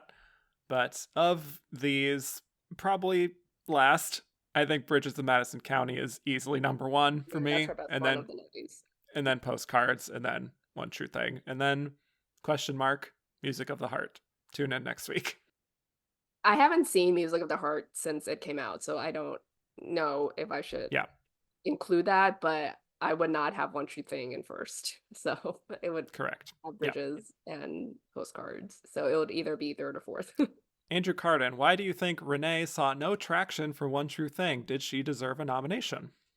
I mean, I'm not like upset she was snubbed, but I also would have been fine had she been nominated, you Yeah. know? Yeah. And yeah, I think like they just kind of like weren't like ready to embrace Renee at that time yet, even though she already had her breakthrough Right. with Jerry Maguire. So and then, she's the protagonist role, but like the Beatty part is Meryl's. Yeah. And I will say there were moments in this film that reminded me a little bit of like what Jennifer Lawrence would do in Silver Linings Playbook. Just got a similar vibe. Hmm. There was one like diner scene where I was like, this feels Oh like. yeah, when with William Hurt, yeah. Yeah. Lila said, Gwyneth Paltrow famously said to Meryl Streep, I don't feel very deserving of this in your presence during her Oscar speech. Which other Best Actress winner do you think would have been more likely to say such a thing to one of her fellow nominees? Oh my God. I think anyone who beat Meryl would say that. Yeah. I mean, I sort of feel like we got that with Olivia and Glenn. Yeah. Similar She felt kind of. so guilty. Yep. I don't know. I was actually kind of thinking of like the reverse with Meryl when she won the SAG Mm. for Dowd, and she was like, I mean, it wasn't against her, but she was like telling everyone to, cast Viola Davis Yeah. more Yeah. roles. Mm-hmm. So it's not the same thing, but I don't know. I feel like anyone who beat Meryl would say that. Ayrton O'Brien said, if Emily Watson did the title role in Amelie, would this not be the last time you were talking about her? Interesting take. Does Amelie become a Best Actress nominee if Emily is in the part? I'm going to say no. I think that's a role that Yeah. needs like a discovery kind of actress to get that kind of nomination. And I think she would have played it differently. Yes, for sure. I mean, I hope she has a comeback nomination. I mean, she did when she just won the Silver Bear for Yes. small things like these. Mm-hmm. With Cillian Murphy. Yeah. Yeah. So I don't know. Yeah, it's like she got these two nominations pretty quickly and then nothing since. Well, Joey Gentili and Kristoff both want to know what would have happened if Rachel Griffiths had been pushed as a lead like Emily Watson. Like, does she make the lead lineup? Who would she replace if she did? I think it's too subtle for lead, and she's too I unknown. Yeah, I don't think she would have gotten in Yeah. because the film wasn't big enough to support two lead nominations. Right. So I think it would have just been Emily, who they had already nominated. So yeah, I don't think she would have gotten it. Yeah. Well, Ronaldo Sosa wants to know, do you agree that Emily Watson could have been an even better Brenda on 6 Feet Under? My God. I don't think so. I love Uh, Emily, but Rachel Griffiths is iconic as Brenda. I'm a huge 6 Feet Under fan, and I think Rachel was the right casting for that. yeah, I haven't watched that like since it aired, basically, but yeah, she was great Yeah. on that. Yeah, I like a comeback for her too. Mm-hmm. So Yeah. she did Brothers and Sisters after that, and then Yes. Also watched that. Mm-hmm. yeah. Politics Henri says, is there anything post Hilary and Jackie that you would have nominated Emily Watson for? Angela's Ashes, Gosford Park, Punch Drunk Love. I kind of don't think, for me personally, even though I do love her in Punch Drunk Love, underrated in Warhorse. Just gonna throw that out there. Yeah, I don't know if I don't think she was like necessarily snubbed for anything after this either. Right. She was in a movie a few years ago, I think, called God's Creatures, which I watched, that she's really good in. She was great on Yeah. Chernobyl. Yes, Emmy nominee for that. Mhm. Yeah. She had like what, like two scenes in Theory of Everything. Well, Fritz said, who will likelier return, Gwyneth or Emily? I think the one who's still acting in films, so Emily. Hoping for Gwyneth, of course, to come back, Mhm. but you know. I want her to be vindicated. Yes. Yes. Some miscellaneous questions here. Existential Rock said, if somehow the Academy of 2024 were to vote on this race again, who do you think the winner would be? I think Cate. I don't know if Well, this is like, do they send out a poll to like the voters now, or is it just like, are we transporting all of this to 2024? I'm not sure what the yeah, I parameters are here, don't but because it's also like what I are we assuming Shakespeare in Love wouldn't win Best Picture because of what we know? I don't know. I think this is just, we're sending out a poll to voters right Yeah, now because in real life. I think now like again, I think it's just colored by like Harvey Eval and like people will feel like icky saying Yeah. Shakespeare in Love and Yep. Gwyneth. So I think it would be Cate. Yeah. Yep. This is an interesting one. Glorfindel of Gondolin recast these nominated roles from 1998 with the slate of nominees for Best Actress from 1974: Ellen Burstyn, Diane Carroll, Faye Dunaway, Valerie Perrine, and Jenna Rollins. I mean, Jenna Rollins kind of already did it in Gloria, so I'm gonna do Mhm. her for Central Station. I can't see anyone here doing Queen Elizabeth, quite frankly, but you know what? I'm gonna say Faye Dunaway. She can pull off that, She like, can command that authority. yes, maybe for Elizabeth the Golden Age, Faye can do that. Yeah, I don't know if she can um do like young Elizabeth. no, Valerie Perrine and Hilary and Jackie I think makes sense. Yeah, um I could see Ellen in One True One True Thing. Thing, yeah. Yeah, she is a bit One True Thing coded. Yeah, um let's put Diane Carroll in Shakespeare in Love. let's do I think it. that would be great. That'll be fun. Yeah, Mhm. good combo. Oh boy. So both Alicio and Luke Home both want us to say, like, if we were organizing the Oscars for this year and doing a presentation where 5 past winners presented the 5 nominees from Oh this God. year, who would you pick for each nominee and why? I'm not a huge fan of that format. Mm-hmm. I wasn't very excited when it was revealed they were doing it again this year. Yeah. I Okay. get, Well, I yeah. can do this then. I mean, like, I feel like people also conflated the 2 years they did it because the first year, like, the presenters didn't really have a connection with the nominees, but they did it the second year when they did it just for the lead Yeah. category. But then it Right. was just like Vera Farmiga for George Clooney because you're already there. Right. I'm gonna give you my combo I came up with. Okay. Well, for Fernanda Montenegro, I said Sophia Loren, which sounds reductive, but I think Mhm. two women kind of has a similar Odyssey feeling and a parental figure kind of role and non-English language performance being acknowledged. So in 1998, that would make sense for her to do that. For Emily Watson, I went with Sissy Spacek because she Hmm. she won for playing a musician. And there were also a few moments in Hilary and Jackie that did remind me of like kind of like that stressed feeling that Sissy Spacek has being on the road in Coal Miner's Daughter. Mhm. I'm tempted to say like at this time like Glenda Jackson for Kate or Katharine Hepburn, but I don't think either of them were Catherine Hepburn never show up. never doing that. So I'll say Maggie Smith. Let's get a dame, put her in there. There's nothing like a dame, right? Yes. For Meryl Streep, I'm going with the postcards connection and saying Shirley MacLaine. Mother-daughter connection, obviously, with One True Thing. Feels like a no-brainer. And then I guess if Helen Hunt has to be part of this as the previous winner, then she could do Gwyneth. I guess. Yeah. I don't know. Like, Is like that comedic? Yeah, rom-com. Yeah. That's my combo. Yeah, I was thinking like Diane Keaton could do Gwyneth, rom-com too. Yeah. Sure. And then Best Picture winner eventually too for Shakespeare in Love. So I don't know. I like the ones you did. Thanks. Yeah, because I'm like, who else would show up for these? I think it would also be fun to do like Cher for Meryl Streep. Yes. Yeah, because sometimes it's just like they're bestie, like they're friends, and it's like not anything thematic between their films. Chels said, how would these characters fare on Survivor? Who wins challenges and immunity? Who finds the idols? Who has the best and worst social game? I've never Love seen that I get a.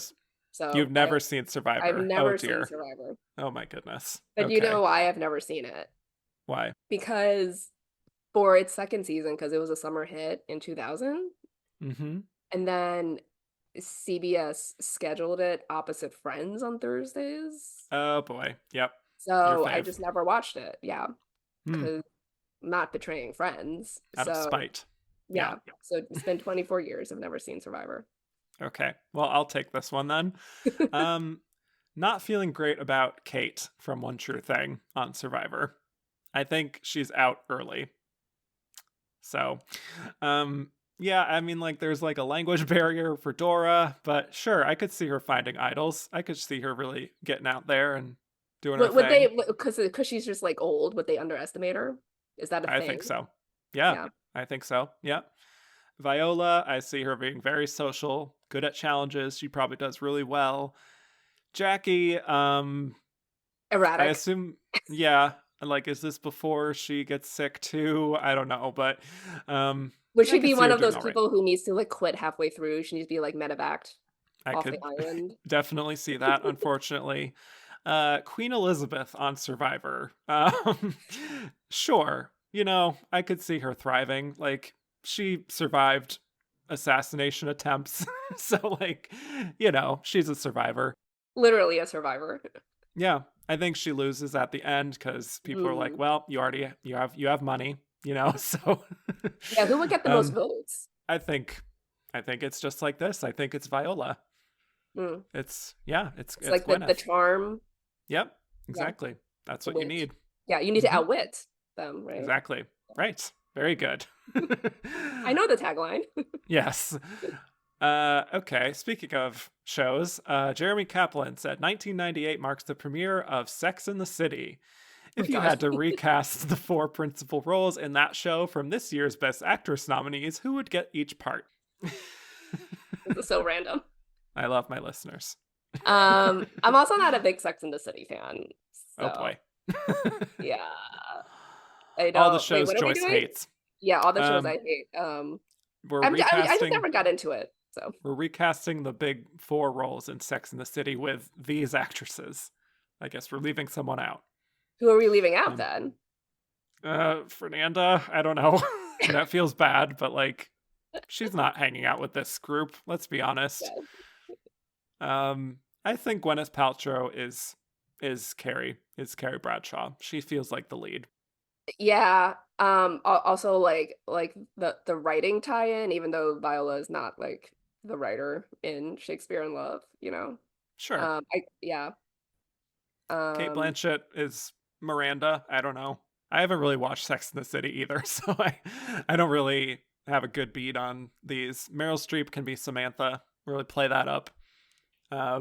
Or yeah, I guess. Well, she could. I mean, are we just doing by like age because she's older? I don't know. I think we're flattening time and space and just saying, like, whenever it would have made sense for them all to be young, even though Yeah, they're and then not the same. like Charlotte, I guess Emily for Emily Charlotte. Watson. Yeah. That's kind of I don't know. weird. I don't know. I don't know. What else Maybe? would she be? I don't Yeah. know. Yep.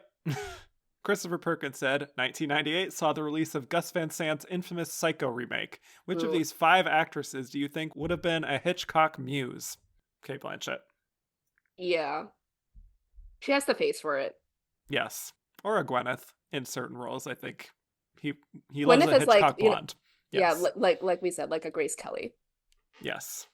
Steve, no, not that Steve, the other one, said Cameron Diaz took the New York Film Critics Prize for There's Something About Mary. Some reports said that the mostly male group wanted a beautiful starlet at their luncheon, while some critics said she truly earned the honor. Where do you fall? And of her missed Oscar chances, what came closest?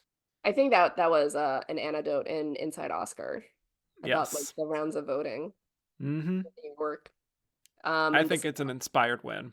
it's an I like inspired it. win. I guess it's one of New York's like early cool wins that they do every Right. year now, you know? Yes. I guess she was probably closest for being John Malkovich. Yep. Yep. Very I next don't, year. yeah, I don't really think so for Vanilla Sky or Gangs of New York. Definitely not Gangs of New York. No. Um, yeah, being John Malkovich was her moment, and Yeah, they said yeah, no. sad that they passed that up. Hmm. Hi Girls, Hi Louise said the New York Film Critics went with Cameron Diaz in There's Something About Mary. Would that, you know what, have been the most celebrated Oscar acting clip of all time? Yes, If they picked it, sometimes they don't pick the obvious clips. that's true. Hmm. Yeah. But yeah, that would have gone over very well. Yes. Alicio said this was another woefully white year, despite wonderful turns in films like How Stella Got Her Groove Back, Down in the Delta, He Got Game, and Beloved, to name a few. What performances by non-white actors should have received more consideration? Well, I have a very clear answer for this, and it's Jennifer Lopez in Out of I Sight. was gonna say that Out of Sight. I'm sorry. Um, On the same page. Yep, totally. yeah. Would have loved to have talked about this performance in this lineup. Yeah, And you can't even talk about her ever. So, I know. Well, let's see what Kiss of the Spider Woman has in store. oh God, she already has her bedazzled tumbler. So, Yeah. um, yeah, there's I think it's more of an indictment on the industry than on the Oscars. Like you can't Yeah. nominate people for roles that are not there for women of color. So I don't think there were a lot of women of color cast in lead roles in films that were released in 98. So I Right. don't know who else I would have said besides J-Lo. Like, Mm-hmm. um how about like voice acting, like Ming-Na Wen from Mulan? Wow. I love that. Yeah, absolutely. Yeah, like I don't know if I would have done like Oprah in Beloved. Probably not. Andrew Carden said, how did Jane Horrocks miss after showing up at Golden Globe, SAG, and BAFTA for Little Oh, Voice? BAFTA was after the Oscars, Yes, true. so like shouldn't really count that. Yes. I think, well, like Harvey abandoned Little Voice to go all in on Shakespeare in Love. And I think she just kind of like lacked passion. I think we kind of see that. It's like kind of one of those nominees who are just like number 4 or 5 on the ballot Yeah. and not number 1. Yeah, I think this was probably the most significant of like the top contender misses because she got those nominations. I think Little Voice was so Little. small, I guess, pun intended. Yeah. And she was kind of an unknown comparably to some of these others. I do think she's very good in Little Voice, which I actually just felt like watching this as a bonus because just wanted to see her performance. Her vocal impressions in that, she's like doing Judy Garland and like Marilyn Monroe, all this stuff, and like perfectly matching their singing voice. It's really incredible. So, let's see. Anything else? One more from Joey Gentili. Recast these 90s Oscar talents and Karen Black in the roles above. So, Karen Black, Lauren Bacall, Annette Bening, Bette Midler, Deborah Winger. Another deranged lineup from Joey. Especially because all these choices are American, so that makes it tough, but we'll give it a shot here. I already forgot the names. Great. Karen Black, Lauren Bacall, Annette Bening, Bette Midler, Deborah Winger. I think Lauren for Central Station. Makes sense. Yeah. I'm not going to make Deborah Winger do another cancer drama. I'm putting my foot down on that one. So I'll do her for Hilary and Jackie. Yeah, I was going to say, like, give her something light, like Shakespeare in Love. That would be fun. Yeah. I was going to say Annette Bening for Shakespeare in Love. Oh, that would have been cool, too. Yeah. Yeah. Yeah, I could see that. Bette Midler can do One True Thing. Oh, for sure. And then Karen Black. Elizabeth? I guess. Sure. She could have done that in the 70s. Yeah. You know. Again, we don't know what Elizabeth was like, everyone being like, she was Elizabeth for all these actors. And I'm like, was she though? Was she? Right. Okay, let's get to our final segment here where we'll reveal who we think was the runner-up of this Best Actress race. Joyce, I think this is probably rather clear. We haven't been shy about saying who we think Gwyneth was in close contention with, so what do you think? Cate Blanchett with a bullet at number 2. Doesn't really need much explanation. I do think, the Best Picture nomination for Elizabeth proves that, she was a strong force, because getting in a field of 5, knocking out The Truman Show, probably, which was a directing nominee, I think that speaks to her strength probably very much. So I don't think Meryl or Emily were really ever considered anywhere above 4 and 5. And Fernanda, sure, she got critic support, and maybe some higher-minded voters in the Academy may have voted for her, but yeah, clearly a solid number 3. Yeah, exactly. So now we get to our final question here, and I really am curious to know what you'll say here. Who would you have voted for? I don't even know what I would say here. Oh boy. Don't even think about it. Just say it. Well, okay. So like at the time, I would have voted for Gwyneth, having only seen 3 of these movies. Okay. Well, now you've seen all of them. Now I've seen all of them. Now I think I don't. You know what? I would still vote for Gwyneth. Wow. I'm gonna go down with this ship. Good for you. Come at me. I felt that just in your passionately defending her throughout my defiance. Yes, I feel like you just have to go with it after all that. Yeah. This one was really tough for me because I think there's a lot of great performances here, and I feel like my vote has changed with each film that I've seen. Right now, I am going to align myself with Glenn and say I would have voted for Fernanda Montenegro for Central Station.